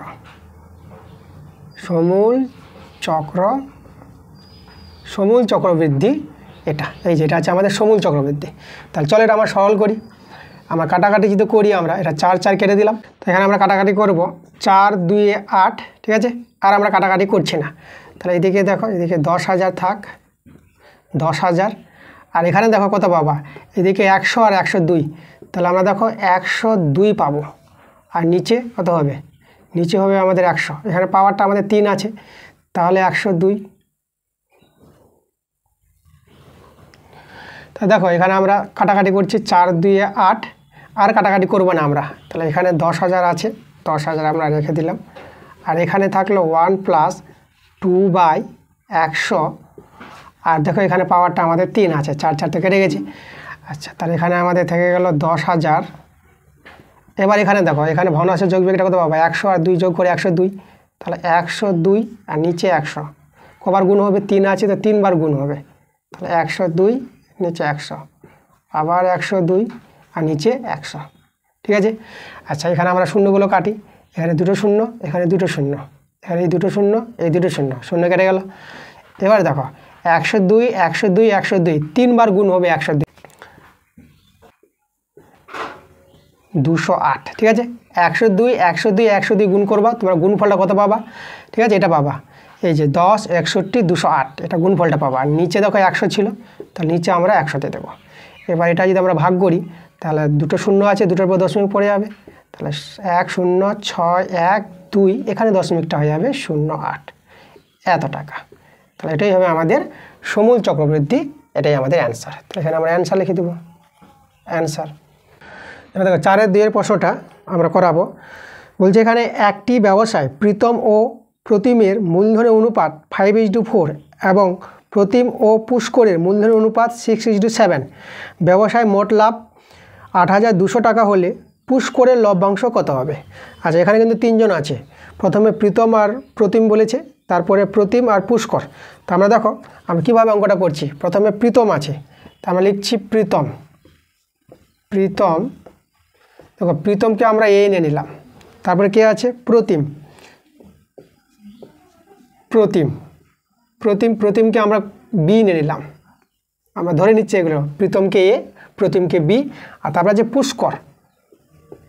পুষ্করকে আমরা সি নিয়ে নিলাম, ঠিক আছে? তাহলে এ বি সি নিয়ে আমরা কাজ করব। তাহলে দেখো প্রথমে আমাদের প্রীতম আর প্রতিমের মূলধন বলেছে, মানে AH/B আমাদের বলেছে কত? AH/B বলেছে 5:4, এটা বলেছে প্রথমে। তারপর বলেছে প্রতিম আর পুষ্কর, মানে প্রতিম আর পুষ্কর B/C। তাহলে আমাদের বলেছে এখানে B/C কত বলেছে? 6:7, ঠিক আছে? দেখো আমরা এখান থেকে কি বের করতে চাইছি? B/C, মানে প্রীতম, প্রতিম আর পুষ্করের মূলধনের অনুপাতটা বের করতে চাইছি। দেখো কীভাবে বের হবে আমাদের অনুপাতের অঙ্ক। এটা ক্লাস 10-এ তোমাদের সমানুপাত একটা চ্যাপ্টার আছে, সেই নিয়মে আমরা এটা বের করব। A/B/C, মানে 3 জনের মূলধনের অনুপাতটা বের করব। দেখো এখানে কীভাবে বের করছি? B সমান আছে, তাহলে B এর পার্ট, এই যে B এর মানটা আর এই যে B এর মানটা 4 আর 6কে আমরা সমান করব। তা আমরা কিছুতে গুণ করব, যেন 4 আর 6 সমান চলে আসে। তা দেখো এখানে 12 করবো, এখানেও 12 করবো। তাহলে একে 12 করতে গেলে 3 দিয়ে গুণ করবো, আর এখানে 12 করতে গেলে একে 2 দিয়ে গুণ করবো। তাহলে এবার 3 দিয়ে গুণ করি। 3 দিয়ে গুণ করা মানে দুজনকে গুণ করতে হবে। তাহলে একে 3 দিয়ে গুণ করলে 3 5 15, আর একে 3 দিয়ে গুণ করে আমরা কত পেয়ে 12 পেয়ে যাবো। 3 দিয়ে গুণ করলাম, আর একে 12 বানানোর জন্য আমরা 2 দিয়ে গুণ করবো। তাহলে এই পার্টটাকে 2 দিয়ে গুণ করবো, থেকে 2 দিয়ে গুণ করবো, 2 6 12 = তাহলে 2 দিয়ে আমাকে একেও গুণ করতে হবে, 7কেও। তাহলে 7কে 2 দিয়ে গুণ করলে কত হবে? 2 7 14। এবার দেখো আমরা A/B/C পাবো। এ বলতে আমাদের 15, আর বি দেখো বি 2 জায়গায় 12 হয়ে গেছে, তাহলে বিটা আমরা নিব 12। তাহলে আমাদের এবার দেখো সি, এখানে দেখো সি কত পেয়ে যাব? তাহলে সিটা আমাদের আছে কত 14, তাহলে এখানে আমরা 14 বসিয়ে দেবো। তাহলে এইচ ডু বি এইচ ডু সি আমরা পেয়ে গেলাম, তিনজনের মূলধন অনুপাতে পেয়ে গেলাম। প্রীতম, প্রতিম আর পুষ্করের মূলধন অনুপাত 15:12, 12:14। তাহলে আমাদের এখানে দেখো পুষ্করের লভ্যাংশ বের করতে বলেছে। তাহলে অতএব পুষ্করের লভ্যাংশ, পুষ্করের লভ্যাংশ, দেখো পুষ্করের লভ্যাংশ কী করে পাবো? পুষ্করের মূলধন হচ্ছে এই যে দেখো 14, তাহলে উপরে থাকবে 14 আর নিচে আনুপাতিক যোগ 15, 12, 14 যোগ করো, এতে যোগ ফলে তোমার 41 পেয়ে যাবা। আর মোট লাভ দিয়ে গুণ করবো, তাদের মোট লাভ হয়েছিল 8,200, 8,200। তাহলে এটা সরল করলে আমরা পুষ্করের লভ্যাংশ পাবো। এটা দেখো 41 দিয়ে 82 আর দুটো শূন্য বসে গেল, আর 14 দিয়ে 28, তাহলে দেখো পুষ্করের লভ্যাংশ আমরা 2800 টাকা পেয়ে গেলাম। এটাই আমাদের অ্যান্সার। দেখো 3 প্রশ্নটা বলছে S square plus B X plus 12 = 0। আর একটা সমীকরণ আছে S square plus B X plus Q = 0। এই দুটো সমীকরণের একটা সাধারণ বীজ বলে দিয়েছে 2, তাহলে কিউর মানটা বের করতে বলেছে। তাহলে এই দুটো সমীকরণের সাধারণ বীজ যদি 2 হয় তাহলে কিউর মান কত হবে? দেখো আমরা প্রথম সমীকরণটাকে 1 নং নাম দিলাম আর এই সমীকরণটাকে আমরা 2 নং নাম দিয়ে দিলাম। এবার দেখো সাধারণ বীজ 2 বলতে আমাদের তাহলে এক্সের একটা মান 2 আছে, ঠিক আছে না? এক্সের মান এই 2টা হচ্ছে এই সমীকরণের বীজ আর 2টা হচ্ছে এই সমীকরণের বীজ। তাহলে আমরা এখানে দেখো 1 থেকে আমরা 1 নঙে আমরা যদি বসিয়ে দিই এক্স = 2, তাহলে দেখো 2 এর square plus B into 2 plus 12 = 0। এবার আমরা এখান থেকে বি এর মানটা পেয়ে যাব, এটা 4 2b প্লাস 12 0, তাহলে 2b আর এটা দেখো এটা 12 আর 4 কত 16, আর এদিকে হবে -16, এটা কাটাকাটি করব। তাহলে বি এর মানটা কত পেয়ে গেলাম? বি এর মানটা পেয়ে গেলাম -8। এবার দেখো আমরা এখানে বসাবো, ঠিক আছে? দেখো এক্স এর মান 2 আর বি এর মান -8, তাহলে এক্স এর মান জানা হয়ে গেছে আর বি এর মানও আমরা পেয়ে গেলাম। তাহলে দুটো মান বসিয়ে এখানে আমরা কি করব? কিউ এর মানটা পেয়ে যাব।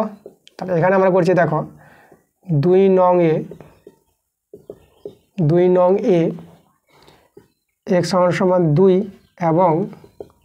এবং বি = -8 বসিয়ে পাই। ঠিক আছে, চলো মানগুলো বসাচ্ছি। তাহলে এখানে দেখো এখানে আমাদের হবে 2 এর স্কোয়ার প্লাস বি এর মানটা -8 ইন্টু আবার এক্সের মানটা 2 আর কিউটা আমরা থেকে গেল। তাহলে এখান থেকে দেখো আমরা কিউর মানটা পেয়ে যাব, এটা 4 হয়ে যাবে, এটা -16 প্লাস কিউ। তাহলে এটা কত আছে দেখো, এটা আমাদের -12 প্লাস কিউ = 0। তাহলে দেখো এখান থেকে আমরা কিউর মানটা কত পেয়ে যাচ্ছি, -12 দিয়ে গেলে +12, এটাই আমাদের কিউর মান। তাহলে অ্যান্সার পেয়ে গেলাম 12। এবার দেখো 4 এর 4 নাম্বারটা করাবো। আচ্ছা 4 এর 4 নাম্বারটা করার আগে তোমাদের আমি দুটো কথা বলি।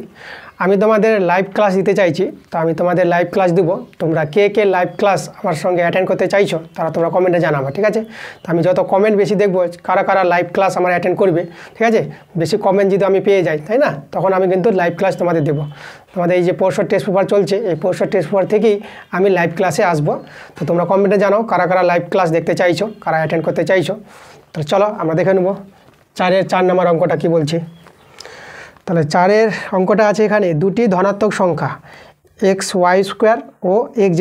দেখো ধনাত্মক সংখ্যা আছে xy² একটা আছে আর একটা আছে xz²।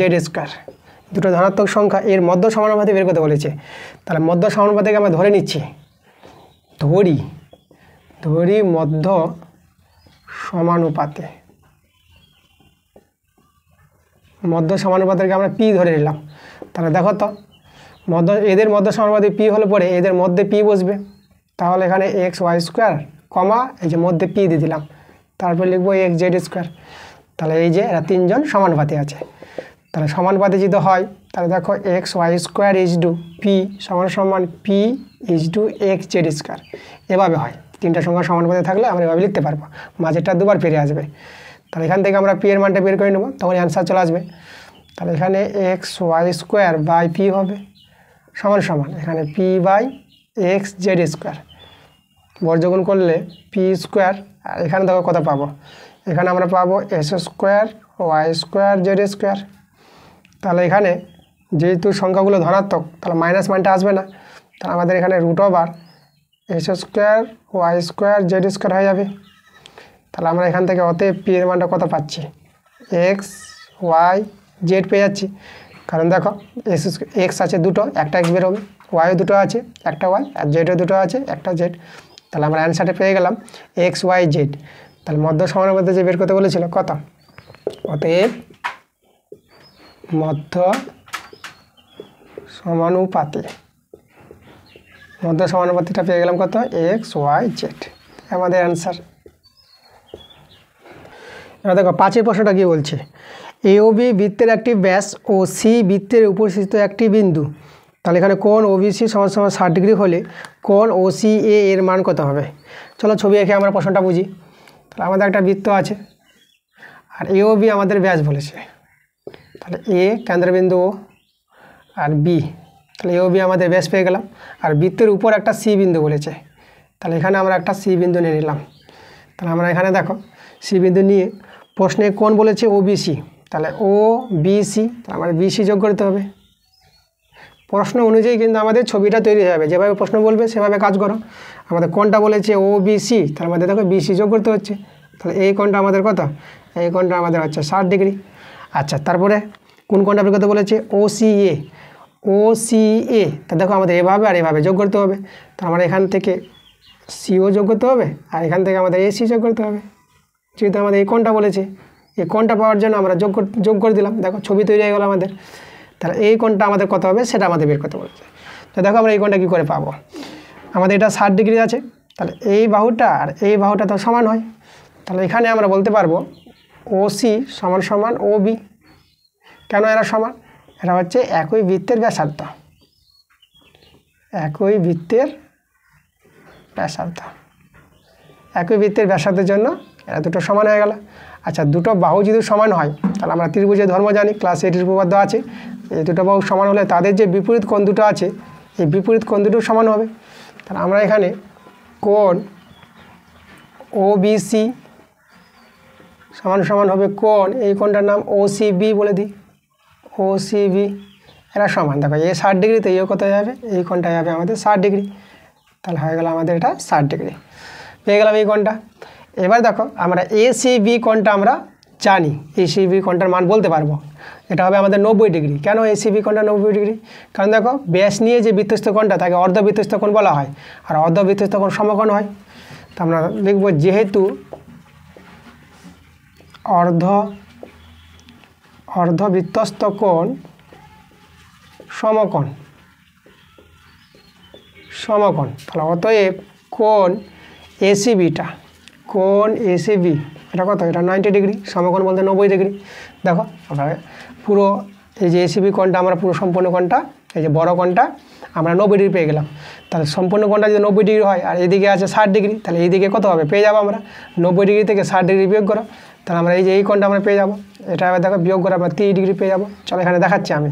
তাহলে আমাদের যে কোণের মান বের করতে বলেছে কোণ ও সি এ, এরই মান বের করতে বলেছিল, তাহলে এই কোণটা হবে 90 ডিগ্রি থেকে বিয়োগ করবো 60 ডিগ্রি, তাহলে বিয়োগ করে আমরা কত পেয়ে যাবো 30 ডিগ্রি, এটাই আমাদের অ্যান্সার। এবার দেখো 6 প্রশ্নটা কি বলছে, ও কেন্দ্রীয় বৃত্তের ব্যাসার্ধের দৈর্ঘ্য 5 সেমি, ও বিন্দু থেকে 13 সেমি দূরত্বে পি একটি বিন্দু, পি বিন্দু থেকে বৃত্তের দুটি স্পর্শকের দৈর্ঘ্য পি কিউ এবং পি আর। তাহলে আমাদের বলেছে পি কিউ ও আর চতুর্ভুজের ক্ষেত্রফল কত হবে। চলো আমরা ছবিটা এঁকে তারপর প্রশ্নটা বুঝবো ভালো করে। তাহলে আমাদের প্রথমে একটা বৃত্ত বলেছে, তাহলে এই যে আমাদের একটা বৃত্ত, এবার বাইরে একটা পি বিন্দু আছে, ঠিক আছে, তা সেই বিন্দু থেকে দুটো স্পর্শ করেছে, তাহলে এখানে আর এইভাবে আমাদের এই যে বাইরে পি বিন্দু থেকে দুটো স্পর্শক, সেই স্পর্শকের নাম আমাদের কি বলেছে, আমাদের বলেছে পি কিউ একটা নাম। আচ্ছা এখানে আমাদের একটু এটা এখানে বাইরে চলে এসেছে, এটা হবে এভাবে, এই জায়গাটা আসবে, ওকে। আচ্ছা এখানে একটা বিন্দু আর এখানে একটা বিন্দু, তাহলে প্রথমে আমরা পি কিউ নিলাম, এটা পি কিউ আর এটা হচ্ছে আমাদের পি আর। এভাবে আমাদের বলেছে দুটো স্পর্শক, তাহলে আমাদের যে চতুর্ভুজটা দেখো আমরা এখানে কি করব, এখানে একটা বৃত্তের কেন্দ্রবিন্দু নিয়ে নেব, বৃত্তের কেন্দ্র ও, এখানে বৃত্তের কেন্দ্র ও বলে দিয়েছে। আর এখানে দেখো আমরা যে ব্যাসার্ধগুলো যোগ করি এভাবে আর এভাবে এগুলো অঙ্কন করছি, আমরা এটা অঙ্কন করব। তাহলে আমাদের অঙ্কন করতে হবে, যেহেতু আমাদের চতুর্ভুজ বলে দিয়েছে পি কিউ ও আর চতুর্ভুজ, তার জন্য আমাদের এগুলো যোগ করতে হবে প্রশ্ন অনুযায়ী। তাহলে এই যে চতুর্ভুজটা হলো পি কিউ ও আর এই চতুর্ভুজের ক্ষেত্রফল বের করতে বলেছে। দেখো এই চতুর্ভুজের ক্ষেত্রফল পাওয়ার জন্য আমরা কি করব, ওপি যোগ করব। আমরা এখানে কি করব, ও কমা পি যুক্ত করব, যুক্ত করলাম। চলো আমরা যুক্ত করে নিই ওপি। তো এটা হচ্ছে আমাদের অঙ্কন, এই যে ওপিটা আমরা যুক্ত করে দিলাম। এবার দেখো এখানে ব্যাসার্ধগুলো কিন্তু দেওয়া আছে, ও কিউ ব্যাসার্ধ আর ও আর তেরা সমান। এই ব্যাসার্ধগুলোর দৈর্ঘ্য কিন্তু 5 সেমি বলে দিয়েছে প্রশ্নে। আর আমাদের বলেছে দেখো ও বিন্দু থেকে পি বিন্দুর দূরত্ব মানে ওপিটা, তাহলে এই যে ওপিটা, ঠিক আছে, আমাদের ওপি কত বলেছে, 13 সেমি কিন্তু বলে দিয়েছে। তাহলে ওপি 13 সেমি মানে ওপিটা, তাহলে ব্যাসার্ধ 5 সেমি আর ওপিটা আমাদের কত 13 সেমি। তা দেখো এই কোণটা কিন্তু আমাদের 90 ডিগ্রি হবে, কারণ স্পর্শকের উপর কেন্দ্রগামী ব্যাসার্ধটা পরস্পর লম্ব হয়।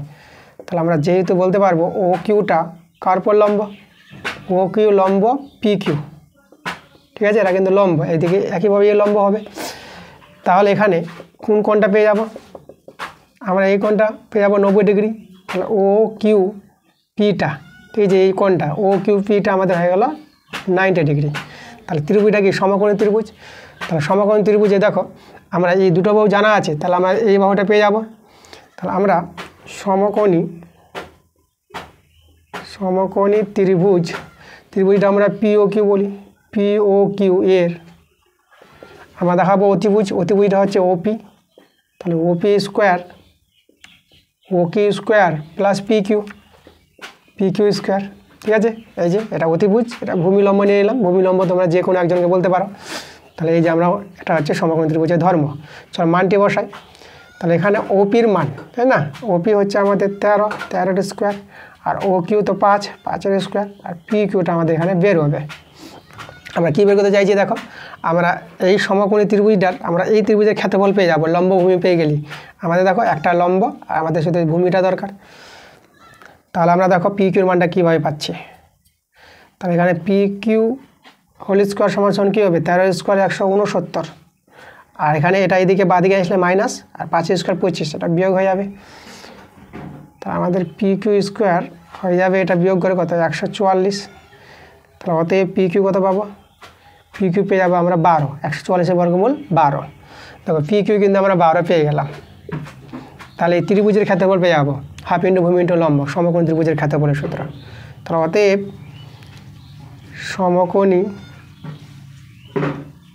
সমকোণী ত্রিভুজ পিও কিউ এর ক্ষেত্রফলের সূত্র কি জানি, হাফ ইন্টু ভূমি ইন্টু লম্ব, ঠিক আছে। হাফ ইন্টু, দেখো ভূমি বলতে আমরা কাকে বলে দেবো, ভূমি যে কোনো একটাকে বলে দাও, ঠিক আছে। তাহলে এখানে আমরা 5 ইন্টু 12 এভাবে করে দিলাম, এটা ভূমি আর লম্ব ধরে নিলাম। তাহলে এখানে 2 দিয়ে কাটাকাটি করলাম, এটা 2 6 12। তাহলে এখানে দেখো আমরা কত পেয়ে যাবো, 6 5 30, ঠিক আছে। আমাদের এখানে লিখে দেবো বর্গ সেমি। তাহলে এই ত্রিভুজের ক্ষেত্রফল পেয়ে গেলাম। আচ্ছা, এই ত্রিভুজের ক্ষেত্রফল পেয়ে গেলে একইভাবে এই ত্রিভুজের ক্ষেত্রফল পেয়ে যাবো। তাহলে আমরা এখানে বলে দেবো, এই জায়গায় আমি বলে দিই, একইভাবে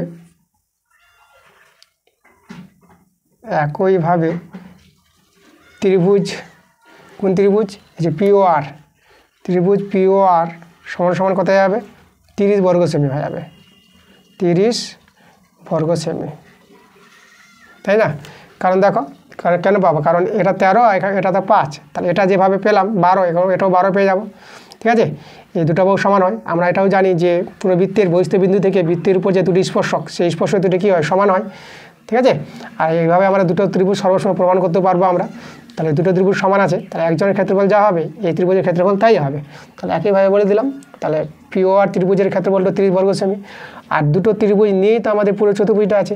তাহলে এখানে আমরা বলে দিচ্ছি অতএব চতুর্ভুজ কে ছিল আমাদের, পি কিউ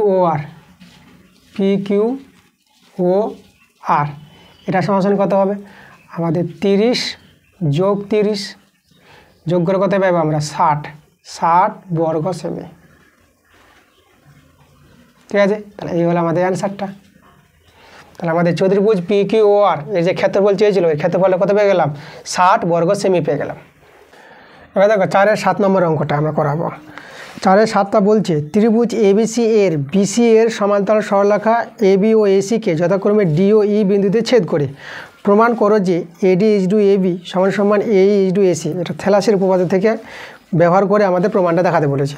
চলো আমরা ছবিটা এঁকে বুঝি প্রশ্নটা কী বলতে চাইছে। তাহলে আমাদের প্রথমে এবিসি একটা ত্রিভুজ বলেছে। তাহলে আমরা দেখো একটা ত্রিভুজ নিব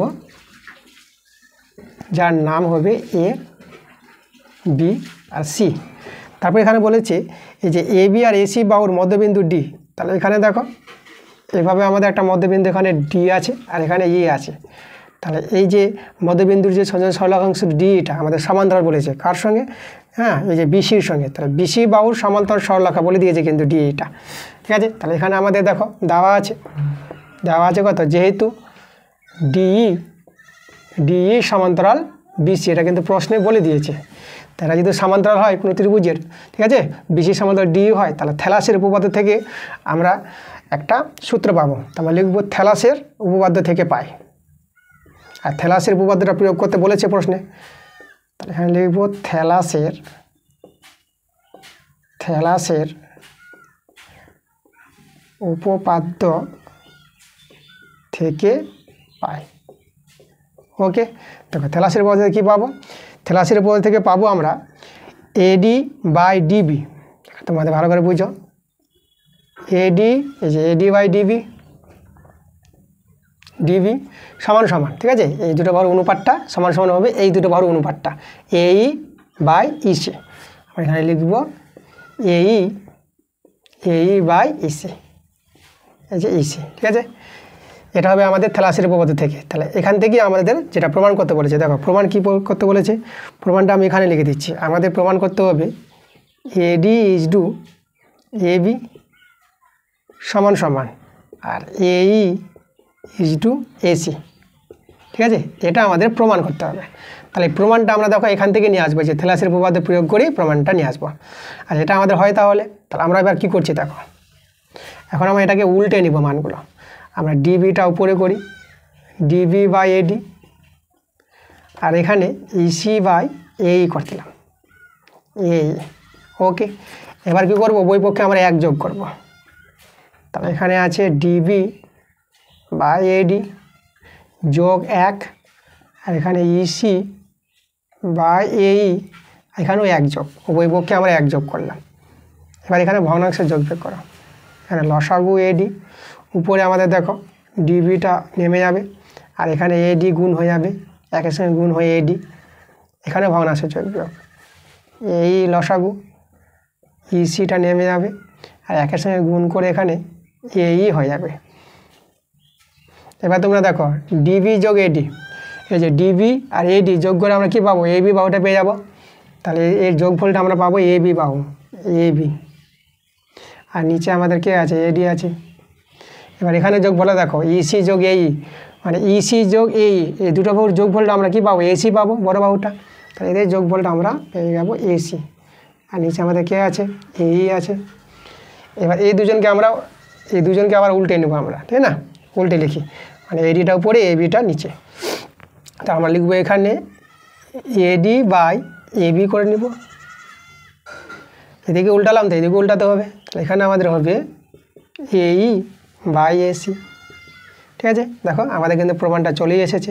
এবার অনুপাতকে আমরা বাইকে, ঠিক আছে, বাই আছে, তাহলে বাইকে আমরা অনুপাত করে নিতে পারবো। তাই এখান থেকে আমরা লিখতে পারবো এডি ইজ টু এবি সমান সমান, আর এখান থেকে লিখতে পারবো এই ইজ টু এসি। দেখো আমাদের যেটা প্রমাণ করতে বলেছিল সেটা চলে এসেছে। তাহলে এখানে আমরা কী লিখে দেবো, প্রুভড মানে প্রমাণিত। এবার 4-এর 8-এর প্রশ্নটা করাবো আমরা। তা দেখো প্রতিটা অঙ্ক কিন্তু আমি ভালো করে দিয়েছি, তোমরা কিন্তু মন দিয়ে ক্লাসগুলো দেখো। কোনো অঙ্ক যদি তোমরা বুঝতে না পারো তাহলে একবার ছাড়া তোমরা ভিডিওটা 2বার দেখো, ঠিক আছে। আর প্রথম থেকে শুরু থেকে আমার ক্লাসগুলো দেখতে হবে। তোমরা যদি শুরু থেকে আমার ক্লাসগুলো দেখো তো দেখবে তোমাদের কোনো অঙ্ক সমস্যা হবে না, তোমাদের সব অঙ্কগুলো ভালো করে বোঝা হবে। মাধ্যমিকে কিন্তু এবার রেজাল্ট কিন্তু তোমাদের হতে চলেছে, কারণ তোমাদের অঙ্ক প্রদীপ স্যার শেখাচ্ছে, আর কোনো তোমাদের চিন্তা নাই। তোমাদের শুধু একটা কাজ করতে হবে, তোমাদের শুধু সবগুলো ক্লাস ভালো করে দেখতে হবে। প্রতিটা ক্লাস তোমরা বারবার করে দেখো, ঠিক আছে। যারা কম অঙ্ক বুঝতে পারছো, তারা একটা অসুবিধা হচ্ছে অঙ্কগুলো বুঝতে পারছো না, তারা কিন্তু বারে বারে ভিডিওগুলো দেখো, হ্যাঁ, বারে বারে রিপিট করে ভিডিওগুলো যদি দেখো, তোমরা দেখবা সব অঙ্ক বুঝতে পারবা। আর প্রথম থেকে যদি ক্লাসগুলো দেখো, তাহলে তোমাদের কোনো চিন্তা নেই, তোমরা সব অঙ্ক কিন্তু বুঝে নিতে পারবা। তা চলো আমরা দেখে নেবো আজকে 4-এর 8 নম্বর প্রশ্নটা কী বলছে। তাহলে এখানে দেখো আমাদের দেওয়া আছে sin to the power 6 theta plus cos to the power 6 theta plus 3 sin square theta আর cos স্কোয়ার থিটা এর মানটা বের করতে বলেছে। দেখো আমরা কীভাবে এর মানটা বের করবো, আমরা কিউবের আকারে সাজাবো আমরা। তাহলে এখানে সাইন স্কোয়ার থিটা লিখলাম, তার হোল কিউব করে দিলাম, এটাকেও আমরা কিউব করব। তাহলে এখানে আমরা cos স্কোয়ার থিটা লিখলাম, তার হোল কিউব করে দিলাম। আর এখানে দেখো, এখানে আমরা দেখো 3 সাইন স্কোয়ার থিটা আর cos স্কোয়ার থিটা আছে থাক। আর এখানে আমরা তো 1 নিতে পারবো, এর সঙ্গে 1 গুণ করে দিলাম। 1 তুমি সবার সঙ্গে গুণ করতে পারো, গুণ করলে এটাই ফিরে আসবে। তাহলে এখানে যে 1 নিলাম, তাহলে এই 1-এর জায়গায় আমরা কী লিখছি দেখো, এই 1-এর জায়গায় বসাবো sine square theta plus cos square theta, ঠিক আছে। দেখো এর মানটা 1 হয়, তাহলে 1-এর জায়গায় আমি এটা লিখে দিতে পারবো। এবার তোমরা লক্ষ্য করো, আমাদের একটা সূত্রের আকার চলে এসেছে, সাইন স্কোয়ার থিটাকে এ ভাবো আর cos স্কোয়ার থিটাকে বি ভাবো। তাহলে এ আর বি ধরে নিয়ে তোমরা সূত্রটা বলতে পারবা a cube plus B cube plus 3ab into a plus B. তাহলে এটা সূত্র তোমাদের যদি আমি এখানে বলি, এই নিচের দিকে দেখাচ্ছি, এটা সূত্র হচ্ছে আমাদের a প্লাস বি তার হোল কিউবের সূত্র। কী সূত্রটা ছিল আমাদের a cube plus B cube plus 3ab into a plus B, ঠিক আছে। এটা আমাদের সূত্র আছে, এই সূত্রটা আমাদের এখানে ব্যবহার হবে। তাহলে এর জায়গায় আমরা কি লিখতে পারবো, a প্লাস বি তার হোল কিউব। তাহলে a প্লাস a হচ্ছে আমাদের এখানে সাইন স্কোয়ার থিটা প্লাস এবার হচ্ছে আমাদের b, তাহলে a প্লাস বি হচ্ছে আমাদের এখানে cos স্কোয়ার থিটা দিয়ে তার হোল স্কোয়ার করে দিলাম। দেখো এই যে সূত্রটা অ্যাপ্লাই করে দিলাম, সরি এখানে হোল স্কোয়ার হবে না, এই যে আমাদের কিউব আছে এখানে, তো আমরা কিউব দিব। তাহলে a প্লাস বি হোল কিউবের এটা আমাদের সূত্র ছিল। এবার তোমরা লক্ষ্য করো, এর মান তো আমরা 1 জানি, তাহলে এখানে আমরা 1 বসিয়ে দেবো, বাইরে আবার কিউব, তাহলে আমাদের 1-এর কিউব কত হবে, 1 হবে। তাহলে আমরা অ্যান্সার কিন্তু পেয়ে গেলাম, অ্যান্সারটা আমাদের কত, এর মানটা 1। দেখো 9-এর প্রশ্নটা বলছে sec 5a = cosec a plus 36 degree, এটা যদি হয় তাহলে আমাদের tan 5a এর মানটা বের করতে বলেছে। তা আমরা প্রথমে এখান থেকে a এর মানটা বের করতে পারবো কীভাবে, দেখো এখানে এই যে cosecটাকে আমরা যদি sec করি, sec, তাহলে এখানে দেখো লিখবো 90 degree minus a plus 36 degree, ঠিক আছে। এটা হচ্ছে আমাদের পুরো কোণের সূত্র। sec 90 ডিগ্রি মাইনাস থিতা, একে যে থিতা ভাবি, তাহলে cosec থিতা হয়ে যাবে, তাই না, cosec আর এটা বসে যাবে। তাহলে এটা থেকে এটা হলে এটা থেকে এটা লিখতে পারবো। তা দেখো আমরা পুরো কোণের সূত্র অ্যাপ্লাই করে দিয়েছি। এবার দেখো উভয় পক্ষে sec ভ্যানিশ করে দাও, তাহলে এদিকে থেকে যাবে আমাদের 5a আর এদিকে এই পুরো কোণটা থেকে যাবে, মানে sec ভ্যানিশ, sec বাদ দিয়ে বাকি কোণগুলো আমরা বসিয়ে দেবো। এখানে আছে 90 degree minus a plus 36 degree. তাহলে এখান থেকে সমাধান করে আমরা এর মানটা বের করে নেব, ঠিক আছে। 5a 90 ডিগ্রি মাইনাস a আর মাইনাস 36 ডিগ্রি। দেখো এদিকে মাইনাস এটা এদিকে আসলে পরে 6a হয়ে যাবে, যোগ হয়ে যাবে, আর 90 থেকে 36 বিয়োগ দেবো, তাহলে এখানে বিয়োগ করে এটা পেয়ে যাবো 4, আর এখানে হয়ে যাবে আমাদের এটা 8, 3 কত হলে 8, এটা হবে আমাদের 5, 54 ডিগ্রি। কাটাকাটি করব, তাহলে 6 নং 54 ডিগ্রি। তাহলে এখান থেকে এর মানটা আমরা পেয়ে গেলাম 9 ডিগ্রি। এবার এখানে বসাবো আমরা, আমাদের দেখো tan 5a ছিল, তাহলে এর জায়গায় আমরা 9 ডিগ্রি বসালাম, সমান tan 9 পাচ্ছে 45 ডিগ্রি, আর tan 45 মানটা আমরা কি জানি, 1 জানি, অ্যান্সারটা আমরা 1 পেয়ে গেলাম। এবার দেখো 10-এর প্রশ্নটা কি বলছে, 1 সেমি পুরু ও 10 সেমি বহির্ব্যাসার্ধ বিশিষ্ট 42 সেমি লম্বা একটি 2 মুখ খোলা লোহার পাইপে কত পরিমাণ লোহা আছে। আচ্ছা লোহার পাইপ কথা বলেছে, চলো আমরা ছবিটা আঁকি আর প্রশ্নটা বুঝবো। তা লোহার পাইপটা এভাবে করে, ছবিটা একটু বড় ধরনের ছবিটা একটু আঁকি, এইদিকে আর এইদিকে, ঠিক আছে। তাহলে এখানে দেখো, তাহলে এখানে আমাদের যে লোহার পাইপটা আছে 2 মুখ খোলা আছে এবং মোটা আছে, পুরু আছে লোহার পাইপ। তাহলে আমরা আবার দেখো ভিতরে এভাবে করে এভাবে নিতে পারবো, ঠিক আছে। এখানে আমাদের ধরো কেন্দ্রবিন্দুটা আছে, তাহলে লক্ষ্য করো এদিকে এভাবে হবে, একইভাবে এদিকে, মানে এই অংশটা আমাদের কি আছে, এই অংশটা আমাদের মোটা আছে পুরু, এই জায়গাটা, এই লোহা ভর্তি এটা, ঠিক আছে, এই জায়গাটা, এটা আমাদের লোহা দিয়ে তৈরি পাইপটা, ঠিক আছে। এরকম আমরা একটা লোহার পাইপকে দেখালাম। তাহলে এখানে আমাদের তোমাদের যদি বলি, তাহলে আমাদের বহির ব্যাসার্ধটা বলে দিয়েছে এখানে। তাহলে এখানে এটা যে বহির ব্যাসার্ধ এই যে, আর এটা হচ্ছে আমাদের ভিতরের ব্যাসার্ধ। এটা না যদি ও দিই তাহলে বহির ব্যাসার্ধ ও এ, আর এটা আমরা বি নাম দিয়ে দিলাম, ও বি হচ্ছে অন্তর ব্যাসার্ধ। তাহলে এবার দেখো আমাদের কার মানগুলো বলে দিয়েছে এখানে, আমাদের বহির ব্যাসার্ধ মানে ও এটা বলে দিয়েছে। তাহলে বহির ব্যাসার্ধ যেটা বহির ব্যাসার্ধ, বহির ব্যাসার্ধ, বহির ব্যাসার্ধ যেটাকে আমরা R1 নিলাম, এটা ও এ, এখানে এর মানটা কত বলেছে আমাদের এখানে বলে দিয়েছে এটা 10 সেমি, 10 সেমি। এবার দেখো আমাদের এই যে পুরো মোটাটা, এই যে মোটাটা, এই মোটাটা আমাদের বলেছে কত, আমাদের এটা বলেছে 1 সেমি মোটাটা পুরোটা। তাহলে এখানে যদি এটা নাম দিয়ে দিই এই জায়গাটা, এটা যদি পি নাম দিয়ে দিই, তাহলে এপিটা কিন্তু আমাদের এখানে 1 সেমি আছে। এপিটা আমাদের এখানে এপিটা কত আছে, পুরোটা 1 সেমি।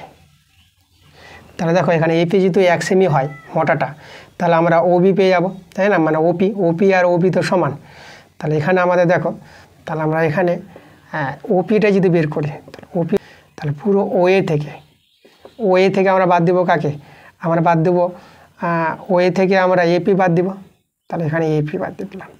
তাহলে ওএটা কত, ওএটা তো আমাদের 10, এই যে ওএটা 10, আর এপি মোটা পুরোটা আমাদের 1 সেমি, তাই না। তাহলে এখানে আমাদের 1 বসাবো। তাহলে ওপিটা দেখো 9 পেয়ে গেলাম, ঠিক আছে। তাহলে ওপি, আর এখানে দেখো যেহেতু ওপি সমান সমান আমাদের ওবি, তাহলে এখানে অতএব ওবি পেয়ে গেলাম, ওবিটা কত পেয়ে গেলাম, 9 সেমি পেয়ে গেলাম। তাহলে এখানে যে অন্তর ব্যাসার্ধ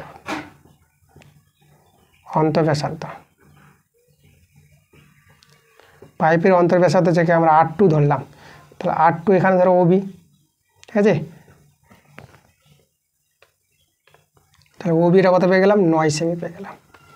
তাহলে বহির ব্যাসার্ধ আর অন্তর ব্যাসার্ধ আমরা কিন্তু পেয়ে গেলাম। এবার আমরা 2 মুখ খোলা লোহার পাইপের আয়তন বের করব।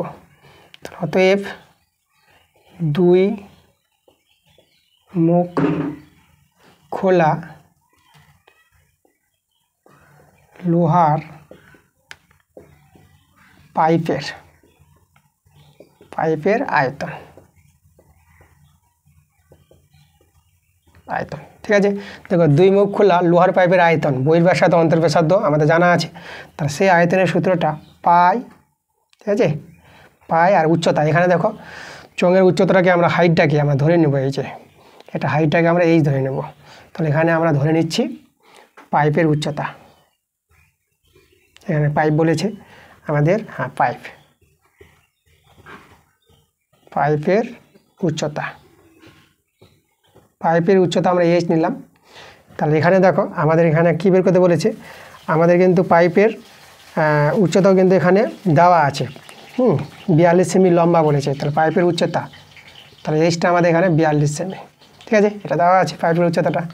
তাহলে এবার আমাদের আয়তনের যে সূত্র, ঠিক আছে, 2 মুখ খোলা লোহার পাইপের যে আয়তনের সূত্রটা হবে pi H into R1 square minus R2 square, এত ঘন কি সেমি, এটা হচ্ছে আমাদের আয়তনের সূত্র। এবার আমাদের মানগুলো বসাবো, সবার মান জানা হয়ে গেছে। পায়ের মান তো 22/7, আর এইচের মান আমাদের 42, আর এখানে R1 হচ্ছে আমাদের 10 স্কোয়ার, R2 9 স্কোয়ার ঘন সেমি। এখানে দেখো 7×6 = 42, তাহলে 22 × 6, আর এখানে দেখো এখানে আমরা পাবো 100 মাইনাস 81, 6 দিয়ে 12, 6 দিয়ে 12 13, 132, আর এটা বিয়োগ করো, এটা তোমরা পেয়ে যাবে 19, এত ঘন সেমি, 2508, ঠিক আছে, 2508 এত ঘন সেমি, তো ঘন সেমি। তাই 2 মুখ খোলা লোহার পাইপের যে আয়তনটা হবে, ঠিক আছে, কত, এই যে 2508 ঘন সেমি, এটাই আমাদের অ্যান্সার। এবার 4-এর 11 নম্বরটা করাবো। দেখো 4-এর 11 নম্বর প্রশ্নটা আমার এক স্টুডেন্ট কমেন্ট করেছে, এই অঙ্কটা কোনো এক ভিডিওতে আমি করিয়েছি, অঙ্কগুলো রিপিট আসবে, ঠিক আছে, রিপিট এসেছে আবার দেখো। তো সেখানে বুঝতে পারিনি, আমাকে কমেন্ট করে জানিয়েছে আমার এক স্টুডেন্ট। তো তোমাকে আমি বলছি, তুমি যদি এই ক্লাসটা দেখে থাকো, তা দেখো এই অঙ্কটা আবার এসেছে, তোমরা ওই ক্লাসে যে অঙ্কটা বুঝতে পারোনি, তাহলে এখানে কিন্তু অঙ্কটা আবার এসেছে। তাহলে দেখো তোমাদের কোনো চিন্তা নাই, কোনো অঙ্ক তোমরা কোনো ক্লাসে বুঝতে পারছো না, কিন্তু সেই অঙ্কটা কিন্তু রিপিট আসছে। দেখো আবার একটা অঙ্ক রিপিট এসেছে, অঙ্কগুলো বারে বারে রিপিট আসছে। আমি আবার করাচ্ছি, কিন্তু পুরোটা অঙ্কগুলো করাচ্ছি আর পেজ নাম্বার দিয়ে বলছি না, কারণ তোমাদের সুবিধার ক্ষেত্রে কোনো জায়গায় যদি কোনো ক্লাসে একটু কম বুঝতে পারো, তাহলে অন্য ক্লাসে সেই অঙ্কটা তোমরা কিন্তু ভালো করে বুঝতে পারবা। তা দেখো মন দিয়ে ক্লাস দেখো, আজকের এই অঙ্কটা তোমরা ভালো করে দেখো, অঙ্কটা বুঝতে পারবা কী অঙ্কটা বলছে। তার আগে প্রশ্নটা আমি পড়ি, কী বলছে প্রশ্নটা।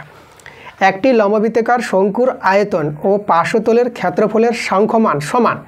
শঙ্কুটির উচ্চতা এবং ব্যাসার্ধের দৈর্ঘ্য যথাক্রমে h একক r একক হলে 1/h² প্লাস 1/r² এর মান কত? আমাদের এর মান বের করতে বলেছে। 1/h² প্লাস 1/r², এটা সমান কত হবে? এর মানটা আমরা বের করে দেখাবো। তো আমাদের দেখো শঙ্কু বলেছে, শঙ্কুর আয়তন আর পার্শ্বতলের ক্ষেত্রফল আমাদের সমান বলেছে। তাহলে শঙ্কুর যদি ভূমির ব্যাসার্ধ r হয় আর উচ্চতা যদি h হয়, তাহলে আমাদের শঙ্কুর আয়তনের সূত্র কি জানি? শঙ্কুর আয়তনের সূত্র হচ্ছে 1/3 পাই r²h, এটা হচ্ছে শঙ্কুর আয়তনের সূত্র। এটা আমাদের জানতে হবে সূত্রগুলো। আর পার্শ্বতলের ক্ষেত্রফল জানি আমরা পাই আর এল, এটা হচ্ছে পার্শ্বতলের ক্ষেত্রফল। তাহলে এখানে দেখো শঙ্কুর আয়তন আর পার্শ্বতলের ক্ষেত্রফলের সংখ্যা মানটা সমান বলে দিয়েছে। এখান থেকে কিন্তু এই মানটা আমরা পেয়ে যাব, শুধু আমাদের এল এর মানটা জানতে হবে। এল দেখো আমরা ছবি রাখি, এল এর মানটা বুঝাই। তাহলে শঙ্কুর ছবি আঁকবো আমরা, আমাদের একটা শঙ্কু, ঠিক আছে? এটা আমাদের শঙ্কুর উচ্চতা, এটা ও, এটা এ, এটা বি। তাহলে এটা হচ্ছে আমাদের দেখো এটা 90 ডিগ্রি হবে সমকোণী ত্রিভুজ। এই ত্রিভুজটা, এই ও বি ত্রিভুজটা আমরা এখানে কী পাবো? সমকোণী ত্রিভুজ পাবো শঙ্কুর ক্ষেত্রে। আর ব্যাসার্ধ আমরা আর, উচ্চতা আমরা এইচ নিলাম, আর তির্যক উচ্চতা হচ্ছে এল, ঠিক আছে? আচ্ছা এখানে দেখো এটা সমকোণী ত্রিভুজ হলে পরে আমরা এটা যে অতিভুজ এলটা, তাহলে অতিভুজ স্কোয়ার ভূমি স্কোয়ার প্লাস লম্ব স্কোয়ার। এই যে দেখো, হ্যাঁ না, ভূমি লম্ব তোমরা যে কোনো একজনকে বলতে পারো। তাহলে এল স্কোয়ার সমান h² প্লাস r², এটা হচ্ছে এল স্কোয়ার মান। তাহলে এই মানটা আমরা ব্যবহার হবো। এখানে এল নাই, হ্যাঁ, এল এর মানটা যদি এখান থেকে বসিয়ে দিই, তাহলে আমাদের এইভাবে আকারটা নিয়ে এসে আমরা মানটা পেয়ে যাব। চলো আমরা এটা সরল করি। দেখো পাই মিলছে, কেটে দাও। আর এখানে r² আর, তাহলে এখানে r² ছিল, তাই একটা আর থেকে যাবে। তা আমাদের দেখো আমরা আবার কী করবো? বর্গগুণ করে দিই, আমরা বর্গ করে দেবো উভয় পক্ষে যদি বর্গ করো, তাহলে এটা 1/9 পাবা। তাহলে এখানে r² হয়ে যাবে। আর এখানে আচ্ছা এখানে r² আছে, আর আছে আর h আছে, তাহলে r² আর h² পাবা। আর এখানে l² পেয়ে যাবা। তাহলে 1/9, তাহলে এখানে r² আর এখানে h², আর এখানে l² মানটা বসিয়ে দাও। তো l² মানটা যদি বসাও, তাহলে এখানে পাবা h² প্লাস r², ঠিক আছে? দেখো মানটা আমরা বসিয়ে দিলাম। এবার আমরা কী করবো? r² h² উভয় পক্ষ দিয়ে ভাগ করে দেবো। দেখো ভালো করে বুঝো। তাহলে 1/9 into r² h² by r² h², এখানেও r² h², দেখো আমরা কী করেছি? পুরো সমীকরণটাকে r² h² দিয়ে ভাগ করেছি। এরও নিচে r² h², এরও নিচে r² h², আর এরও নিচে r² h², আমরা ভাগ করতে পারবো একই জিনিস দিয়ে। এবার দেখো এখানে তো মিলে গেছে দুজনে, কেটে গেল। আর এখানে h² কাটছে, উপরে 1, এখানে r² কেটে গেল, উপরে 1 থাকলো। তাহলে এবার লক্ষ্য করো, এখানে তো 1/9, আর এদিকে কে আছে? 1/r², আর এখানে 1/h²। দেখো কোনো জায়গায় কোনো অসুবিধা নেই, একদম ভালো করে বুঝিয়ে দিয়েছি। তাহলে আমরা মানগুলো একটু ঠিক করে লিখে নিই। 1/h² লিখলাম আগে, প্লাস 1/r², আর 1/9টা আমরা এদিকে লিখে দিলাম। দেখো এর মানটা বের করতে বলেছিল, আমরা পেয়ে গেলাম 1/9। এটাই আমাদের কি অ্যান্সার। কোনো জায়গায় অসুবিধা হবে না, ঠিক আছে? আমি একদম ভালো করে অঙ্ক বুঝিয়ে দেবো। যদিও কোনো জায়গায় অসুবিধা হয় তোমরা কিন্তু কমেন্টে জানাও, ঠিক আছে? নাম্বার দিয়ে কমেন্টে জানাবা, অঙ্কের নাম্বারটা মেনশন করবা, আর তোমরা কমেন্টে জানাবা। কোনো অসুবিধা নেই, অঙ্কগুলো কিন্তু আমি পুনরায় তোমাদের বোঝাবো। দেখো অঙ্কগুলো রিপিট আসছে, তোমাদের এই অঙ্কটা বুঝতে পারোনি, একজন আমাকে স্টুডেন্ট আমাকে কমেন্টে জানিয়েছে। দেখো আমি অঙ্কটা আবার কিন্তু ভালো করে বুঝিয়ে দিলাম, কোনো সমস্যা হবে না, তোমরা কিন্তু সব অঙ্ক বুঝতে পারবা। কিন্তু প্রতিটা ক্লাস তোমাদের দেখতে হবে। প্রত্যেকটা ক্লাস যদি না দেখো, তাহলে কিন্তু তোমরা অঙ্ক কম বুঝতে পারবা। আর সবগুলো ক্লাস যদি তোমরা ভালো করে দেখো, তাহলে প্রত্যেকটা অঙ্ক তোমরা ভালো করে বুঝতে পারবা। এবার 4-এর 12 নম্বরটা, এটা হচ্ছে আজকের ক্লাসের আমাদের শেষ প্রশ্ন। তো চলো আমরা শেষের প্রশ্নটা দেখে নেব কী বলছে। 10 জন সদস্য বিশিষ্ট একটি রাশি তথ্যের যৌগিক গড় 30, ঠিক আছে? তো যৌগিক গড়টা বলে দিয়েছে 10 জন আছে এখানে। তো পর্যবেক্ষণের মাধ্যমে দেখা গেল যে দুটি সদস্যের ক্ষেত্রে ভুলবশত 15 এবং 17 ধরা হয়েছে, মানে দুজনের কিছু আমাদের ভুল ধরেছে, তাই না? দুটো মান 15 আর 17 আমাদের ভুল ধরেছে। তাহলে যাদের সঠিক মান এই 15-এর সঠিক মানটা 20 হবে, মানে 15-এর জায়গায় 20 হওয়ার কথা, আর 17-এর জায়গায় আমাদের হবে 21। তাহলে সঠিক যৌগিক গড় কত হবে, মানে সঠিক যৌগিক গড়টা বের করতে বলেছে। এখানে যে যৌগিক গড়টা দেওয়া আছে 30, তাহলে এটা নিশ্চয়ই আমাদের ভুল আছে। তা আমরা ভুল থেকে ঠিক করব যে ঠিক যৌগিক গড়টা কত হবে। তা আমাদের দেখো প্রথমে আমাদের যৌগিক গড়টা যেটা দেওয়া আছে ভুল, এটা হচ্ছে কিন্তু আমাদের যৌগিক গড়টা ভুল আছে এটা। তাহলে এটা যদি ভুল থাকে তা আমরা ঠিকটা বের করবো। তা দেখো প্রথমে মোটটা বের করে নিই। তাহলে মোট কত হবে আমাদের, মোট হবে দেখো 10 জন ছিল, তার যৌগিক গড় 30। তাহলে 10 জনের যৌগিক গড়টা যে 30 হয়, তাহলে মোট হবে সংখ্যাটা আর গড়টা দিয়ে গুণ করো, মোট পেয়ে যাবা টোটাল মোট কত আছে। তাহলে মোট হচ্ছে আমাদের দেখো 300, এটা হচ্ছে মোট। কিন্তু এখানে কিন্তু ভুলবশত আছে, ভুল সংখ্যা দেওয়া আছে। ভুল সংখ্যা কারা ছিল, তাহলে এখানে দেখো ভুল, ঠিক আছে, ভুল তথ্যগুলো ছিল কে কে, ভুল তথ্য ছিল এখানে 15 আর 17, ঠিক আছে, এরা আছে ভুল তথ্য। তা ভুল তথ্যগুলো যোগ করে নাও। তো ভুল তথ্য যদি যোগ করি তাহলে কত হবে দেখো, এখানে 7 5 12, আর এখানে হয়ে গেল 1 1 2 আর 3, এই যে 32 ছিল আমাদের ভুল তথ্য। তাহলে ভুল তথ্য আমরা বাদ দেবো এখান থেকে। তাহলে এখানে আমরা মাইনাস করে দিচ্ছি, এখান থেকে আমরা মাইনাস করব। তাহলে এখান থেকে যে মাইনাস করি তাহলে কত দাঁড়াবে দেখো, এটা হবে 8, আর এটা হবে 9, এটা হবে 6, এটা হবে আমাদের 268, ঠিক আছে। এখন 2 জন বাদ চলে গেছে, তাহলে এটা 8 জনের মোট, ঠিক আছে। তো এটা যে 8 জনের মোট হয়, এটা হচ্ছে আমাদের কত, এটা হবে আমাদের 8 জনের মোট। এখানে তোমাদের লিখে দিই 8 জনের মোট, ঠিক আছে। এটা হচ্ছে আমাদের 8 জনের মোট। এবার দেখো সঠিক কারা ছিল, সঠিক মান, তো আমরা লিখব এখানে সঠিক তথ্য যে দুজন ছিল, 15 বদলি হবে আমাদেরকে 20, আর 17 বদলি কী হবে আমাদের 21, ঠিক আছে। তাহলে এদের যোগ করলে দেখো কত পেয়ে যাবো 41। তাহলে আমাদের এখন দেখো এখন 10 জনের মোট বের করব। তাহলে এখন সঠিক 10 জনের মোট কত হবে দেখো, 8 জন ছিল এটা, এখন কিন্তু সঠিক আছে এটা, ঠিক আছে। এটা হচ্ছে সঠিক, এখানে লিখে দিই সঠিক 8 জনের মোট। আর সঠিক 10 জনের মোট হবে কত, 8 জনেরটা নিব, আর প্লাস আবার সঠিক 2 জনেরটা আছে এটা, প্লাস 41। তাহলে এটা হলো আমাদের সঠিক। এখানে যোগ করো, এটা আমরা 9 পেয়ে যাব। এটা কত পাবো, এটা হবে 10 0, এটা হবে 309। এটা হচ্ছে আমাদের 10 জনের সঠিক মোটটা পেয়ে গেলাম 309। এবার আমরা লিখব অতএব সঠিক গড়, যেটা আমাদের যেটা বলেছিল সঠিক গড়, তো অতএব লিখব সঠিক যৌগিক গড়। সঠিক যৌগিক গড়টা কত পাবো 309, এটা ছিল মোট, আর ছিল 10 জন, তাহলে আমরা 10 দিয়ে ভাগ করে দেবো। তাহলে দেখো একটার পর দশমিক পড়ে যাবে, তাহলে 30.9, ঠিক আছে। তাহলে 30.9 এটাই আমাদের অ্যান্সার, এটাই আমাদের সঠিক গড়। তাহলে এইভাবে হবে অঙ্কটা, খুব ভালো অঙ্ক, ঠিক আছে। ভালোভাবে তোমরা বুঝো, একবার ছাড়া দুবার ক্লাসটা দেখো, তোমরা কিন্তু বুঝতে পারবা। আর যেটা বললাম যদি বুঝতে না পারো তোমরা তো কমেন্টে জানাচ্ছ অঙ্কের নাম্বারগুলো। তো ঠিক আছে, এই ছিল আমাদের আজকের ক্লাস তোমাদের ভালো করে দিয়েছি। আর তোমাদের যদি ক্লাসগুলো ভালো লাগে তো তোমরা ভিডিওগুলোতে লাইক করো এবং বন্ধুদের কাছে ভিডিওগুলো শেয়ার করো। আর যারা নতুন আছো এখনও পর্যন্ত যারা আমার চ্যানেলটাকে সাবস্ক্রাইব করোনি, তাড়াতাড়ি করে তোমরা চ্যানেলটাকে সাবস্ক্রাইব করে নাও এইরকম ক্লাস পাওয়ার জন্য। তাহলে তোমাদের সঙ্গে দেখা হচ্ছে আবার নেক্সট ভিডিওতে, তোমরা ভালো থেকো।